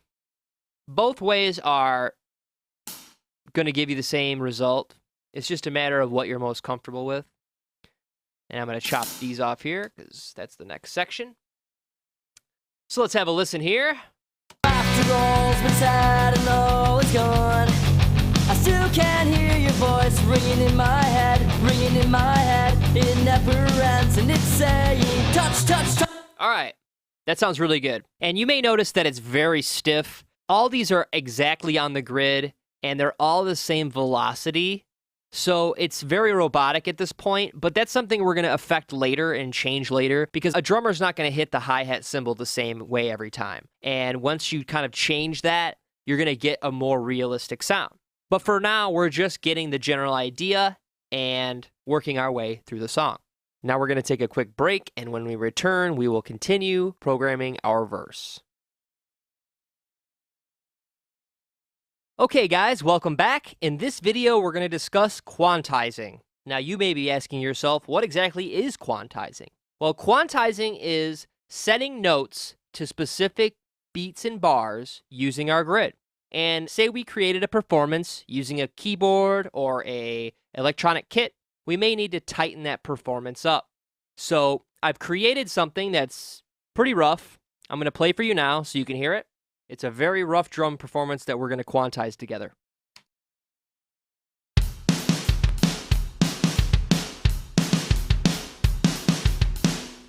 All right, that's not exactly rockin', is it? So I'm going to open up this MIDI region by double-clicking on it. And there we go. We have our MIDI notes. And there's a couple different ways we could tackle this. We could actually quantize all the notes together by selecting all the notes. We could also do it individually by selecting all the notes per key. So if you click on a key, all the notes associated to that instrument will be highlighted and selected. So let's start by doing that. I'm going to select the notes that I want to quantize, right-click, and scroll down to Event Operations. And as you can see, that gives us several different options, but the first option is quantizing. Now this window opens up, and I wanted to mention that there is a drop-down box where you can get back to the other options without having to reopen. So if you wanted to change the velocity, you can just stay right here within this window. Now there is what to quantize, which defaults with note on and preserve note duration. That's fine. And we have our quantize grid selection, so we can choose a grid to quantize to, which is important. We can also make it quantize to tuplets. We can randomize by a percentage, so you could randomize the notes being quantized so they're not exactly on the grid, which comes in handy for things after the fact like hi-hats, but we'll get to that in a later video. You can also change the swing by percentage. So you have a couple different options here when you're quantizing. I like to keep it simple and pretty straightforward. So we've got our hi-hat selected, and we've got our grid set to eighth notes, which is fine. And all I'm going to do is click Apply. Now before I do that, I want to zoom in here so you can see what happens to these notes. Boom. They all click right to the grid. I'll show you again real quick.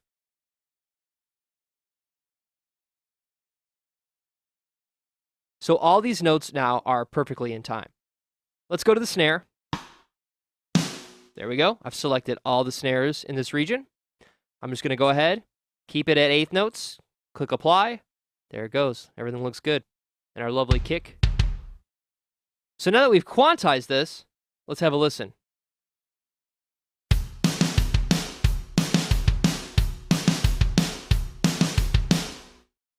I'd say that's a pretty good improvement. Now let me go back and let's quantize all of the notes. So I'm going to turn off this so you don't have to hear it while I select all the notes. So I've got all the notes selected, and all I did was click and drag to select all of them. There we go. Now I'm going to keep the grid at 1/8 notes. And this time I'm just going to add a little bit of randomness on there, maybe 29%. And all the notes are on the grid. Now you can see this guy right here. They're all a little bit randomly off the grid. Now that's partially because of the randomness. So you can see the hi-hats aren't exactly on the grid, which is nice. Let's listen to that.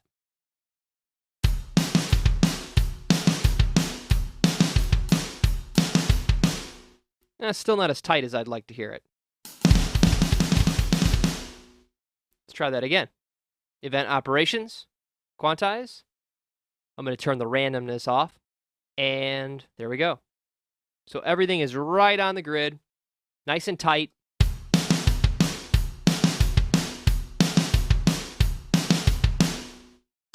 So there you go. That's quantizing.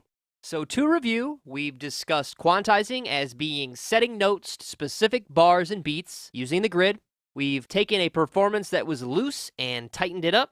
We've discussed the event operations window and some of the tools involved with quantizing. And in the next video, we're going to start programming our rock drums. Thanks for watching. In this video, we're going to talk about setting up a guide track.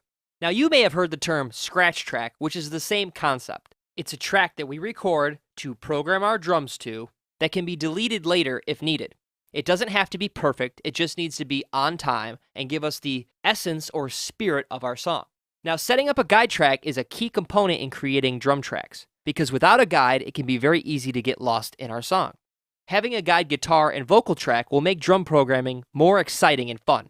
For this song, we already have our guitar, vocals, and some extra tracks at the band's selected tempo.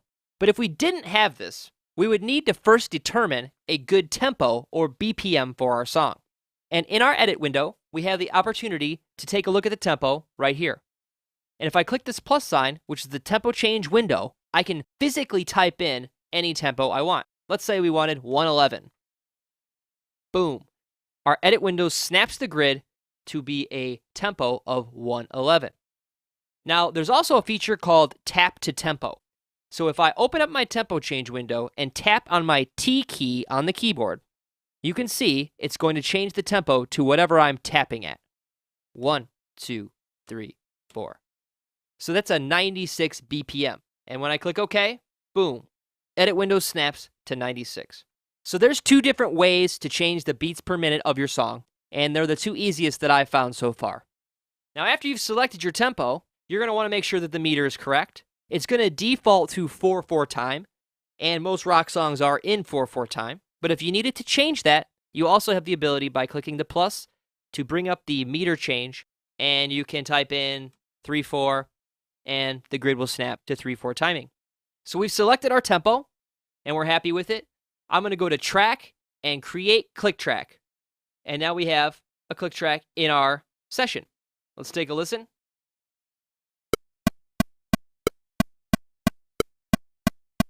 So you can hear it's in 4/4 at a tempo of 180. And our click track is simply a metronome that's going to allow us to create a consistent track. And some of the benefits of using a click track, the timing of our song will be completely consistent to the click track. And as far as computer recording goes, it's going to give us the ability to go back and edit things a lot easier. Now, say we didn't use a click track and we've recorded our whole song and we're on to vocals. The vocalist may perform a chorus fantastically, but the timing of that chorus will be different than every other chorus within your song. So he may have to perform it several times fantastically. But if we use a click track, we can edit that and copy that vocal track and put it in each chorus. So it's going to save you time down the road, and it's almost virtually impossible to program drums without a click track. So after we've created our tempo, we've checked that our meter is proper, and we have a click track, we're going to want to create a guide track. And it's generally a good idea to start with a guitar. You can probably program an entire song using only a guitar guide track, but I like to have some vocals because it makes it a little more fun. This guitar guide track goes throughout the entire song, and it's simply a guitar that's plugged into the interface and recorded a dry signal. Let's take a listen.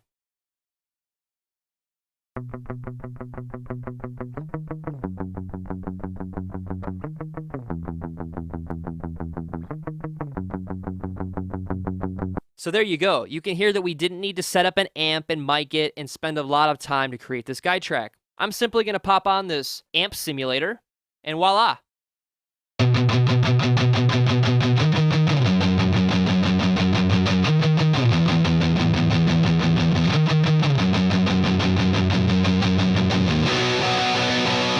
That's going to give me a good idea of how the song sounds. It's performed to the click track, so it will be in time, and it's going to be a lot more fun to do it that way. Now, after you've set up your guide tracks, you may want to put in bass, vocals, leads. Whatever's going to make you feel the most comfortable is what you should put in the song. But don't spend too much time if you're just going to erase it later and re-record it. Now, after I create all my guide tracks, I like to do something called mapping out the song. If I'm not familiar with the song, this is going to make it a lot easier for someone in the band to tell me, go to the bridge, go to the verse. If I don't map out the song, all I have here is waveforms, and the band certainly isn't going to tell me to go to bar 65 to punch them in. So what I'm going to do is show you the marker section in our edit window. By clicking this plus sign, wherever I am in the edit window, it's going to create a memory location. So I can type in intro, press OK, and it's going to give me an intro marker that I can move anywhere I please. I'm going to set it at the beginning of the song because that's where our intro is. Now I'm going to go through the rest of the song and create markers. So we know our intro is here, and I actually know that the drums I want are going to want to start here where everything picks up together. So I'm going to create another marker called drums to remind myself that's where I want to start programming our drums within our song. The next part's going to start here with the verse. After all's been said and all is gone. That one got right on the first bar. And I can see my chorus is here, so we know the chorus is going to start.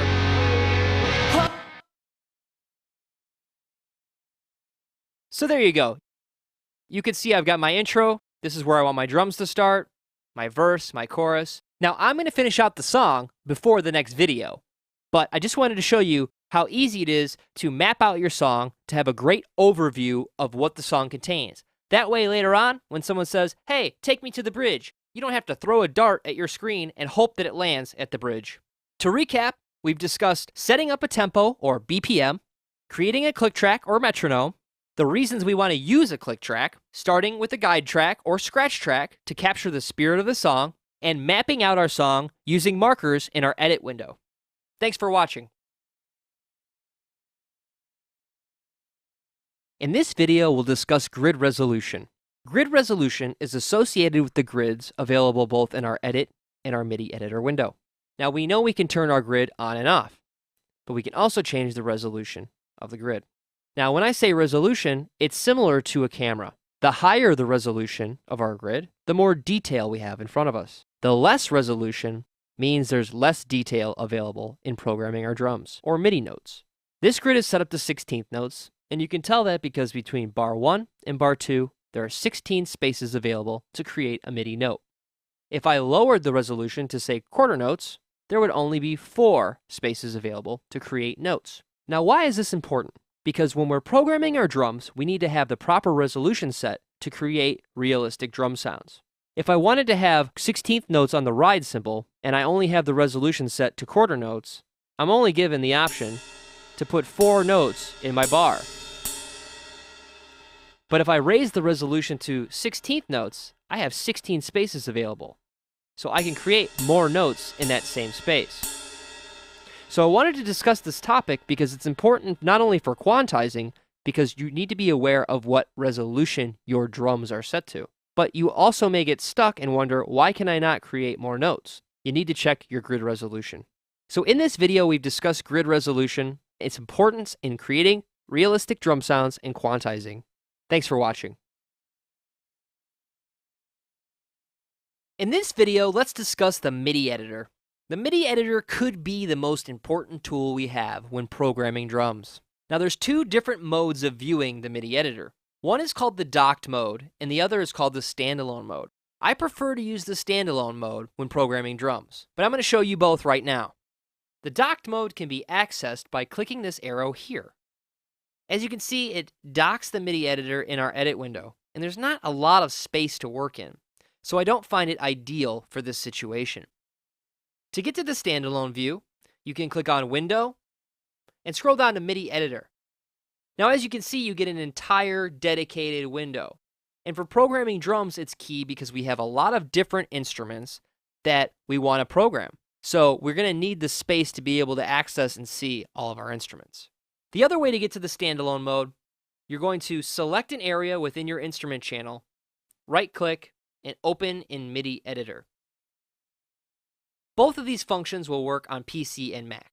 Now, once you get into the MIDI editor, you're going to notice a lot of the same tools and functions that we have in our edit window. We can solo or mute our track. We can work in notation mode. We have a zoom, trim, selector, grabber, scrubber, and pencil tool. And we can also use a smart tool. Now, the pencil tool is what we're going to use to actually write in our MIDI notes and program drums. In this section here, we have the name of our instrument track. If we had multiple instrument tracks, we'd be able to select and view each different one. But for now, we only have one. And this is the MIDI note duration.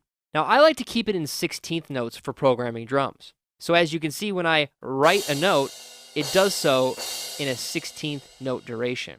If I change that to, say, quarter notes, when I write a note, it writes a quarter note duration. This number here represents the velocity of each note I draw.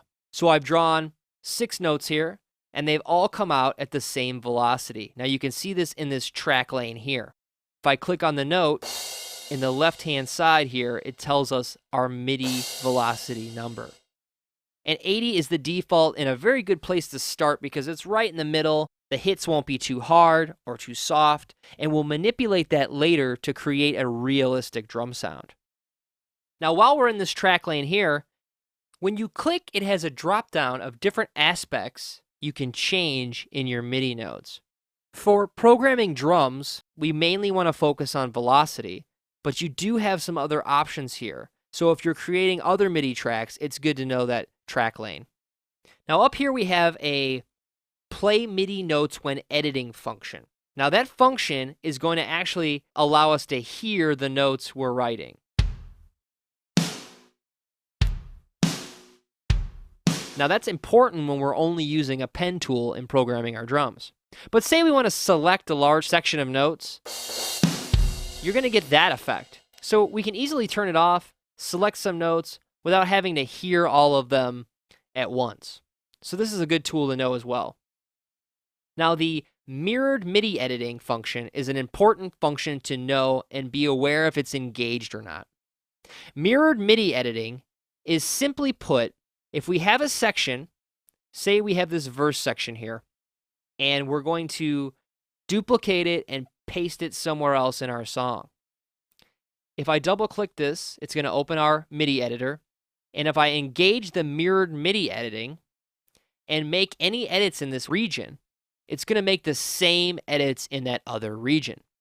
So if I decide I want to create double all the notes and I close this, you're going to see in this second region that is also named the same because it's the same region, the same edit has taken place. Now, if I turn this off and I delete some of our notes, it didn't make that change in our other region because the mirrored MIDI editing function was turned off. So this is going to be a good function to use when we want to make sure that we're doing the same thing to every chorus we use or verse we use.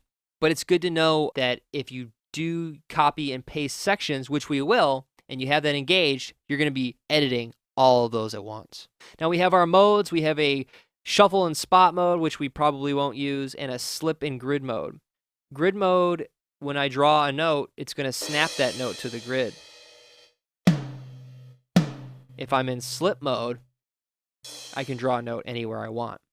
Now I can also edit the notes in slip mode and grid mode as far as dragging them around.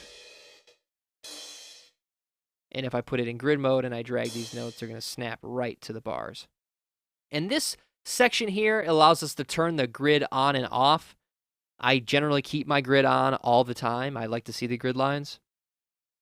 The note here represents our grid resolution, which is going to be important in quantizing notes. And I'll talk about grid resolution in the next video. The last thing I want to mention is that on this side here, we have a piano roll. And if you click on the piano roll, each note represents a different instrument. And this is a good way to be able to audition notes without drawing a note in our MIDI editor. But you can also do so by drawing a note and dragging it.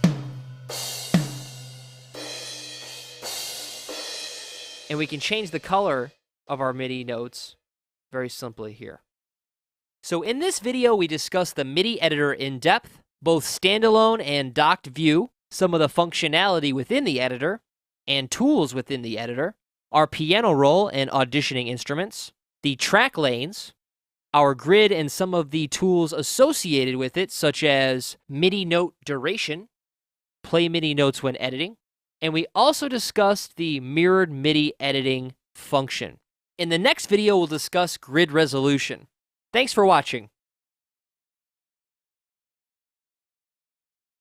Before we get started, I want to talk a little bit more about drum plugins and drum samples. When drum samples are recorded, they're recorded in studios all over the world, and they're recorded in a way that we get different articulations and velocity hits to each drum.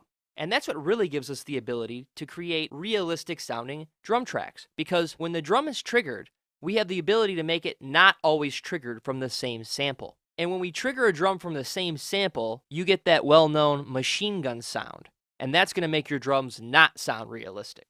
I've set up a track to show you what multi-layer samples sound like. Let's start with the snare.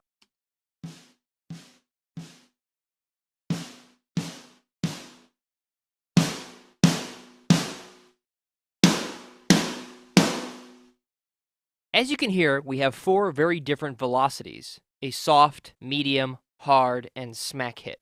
Let's listen to a tom.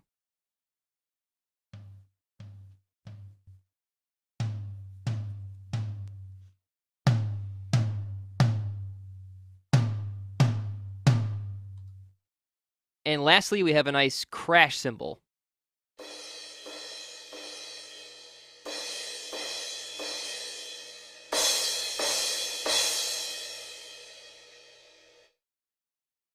So that's multi-layer samples in a nutshell. You may hear me use that term in the rest of the videos in this series, and I wanted to make sure that you understood exactly what I mean.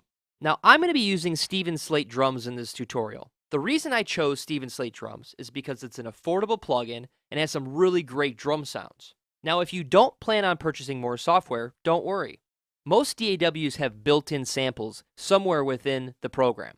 So explore your DAW and find the samples already available to you. Let's take a look inside our virtual instrument drum plugin. Now, as you can see, we have a drum kit loaded already. This is a preset kit, and this kit contains a kick snare, 4 toms, a hi-hat cymbal, a ride cymbal, 2 crash cymbals, a splash cymbal, and a china. Now, I can audition my drums simply by clicking on this piano roll at the bottom.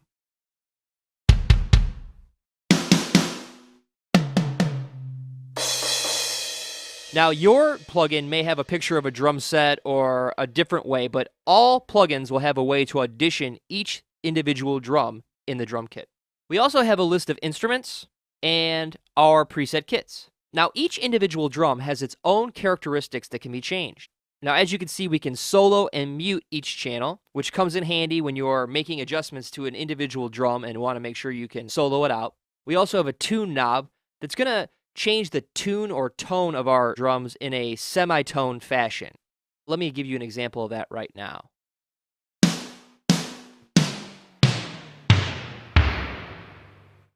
I don't use this option very often, but you might find a great use for it. Now we also have the ability to turn our overheads on or off. This is something I like to leave on because when you're tracking drums in a studio, you're using multiple microphones. And in those multiple microphones, you're going to have a residual bleed from each drum. Now, the snare drum is going to go into the overheads, and the toms are going to go bleed into the overheads. If we leave this on, we get a more realistic feel to our drum sounds. We also have the option of a room mic. We can turn it off, and we have 2 different rooms that we can send our drums to. We're going to want to leave the room sound on because it creates a booming rock feel to our drums. It was a sound made famous by John Bonham and has been a staple in rock drumming ever since.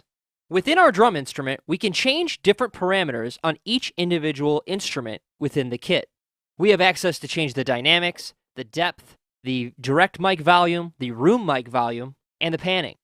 Now, this drum set is set up for drummer's perspective. We have the kick and the snare pan to the center, and from small to large, the toms go from left to right. Now that's a good indication that we're in drummer's perspective. Also, the hi-hat is to the left. Now you could reverse all these for audience perspective. It's all what you want for your song and your project. Now as far as direct and room mics go, you want to have more direct mic signal than room signal because that's typically how real drums are recorded and mixed.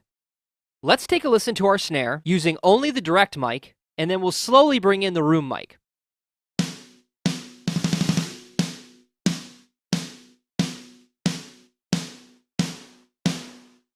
Now, as you can hear, as we bring in the room mic, the drums have a sense of space or their own ambience, and that's what's going to give us that excellent rock drum sound. Another amazing feature that drum plugins have is a mix window built into the plugin. We had the luxury of actually mixing our entire drum set all within the plugin. Each drum has a dedicated fader, insert slots for extra processing, and a route matrix to route out your signal. So if you wanted to print each drum to its own track, you could do that. Now, when I start my session, I generally like to just start out with a preset. The presets sound really good, they're all pre-mixed, and a really good starting point for your project. This way you can get started on your song and tweak the sounds later. But if you feel like you want to change out some drums or check out some different sounds, that's no problem either. Access your instrument list and select a drum you want to change. Let's say we don't want kick 7. We'll put in kick 10. So we've changed the drum, we'll add some depth, maybe turn up the volume a little bit. And after we've completed changing our drum set, we're going to want to save it. I like to keep my drum sets separate from the plugin presets. That's just a personal preference of mine. It lets me know what I have from the plugin and what I've created myself. I like to save my kits in the plugin. So I'm going to click here, Save Settings As, and I've already saved this kit as Avenues Rock Drums. That way, if I have another session I'm working on, and I really like that drum set, I can go back and remember I used it on the Avenues rock song. And again, it's separate from all the preset kits that I have with my Steven Slate drums. In this video, we've discussed multi-layer drum samples and how they allow us to create realistic drum tracks, the built-in library within our DAW, our instrument and preset list, changing individual parameters on individual drum pieces, the piano roll and the ability to audition each piece of our kit, our dedicated mixer window, and the functions available to us. In the next video, we'll create a guide track to program our drums to. Thanks for watching. Welcome to the Programming Rock Drums tutorial in Pro Tools. My name's Travis Brown, and I'm going to take you on a step-by-step walkthrough on how to create realistic drum tracks using only the MIDI editor and your choice of virtual instrument.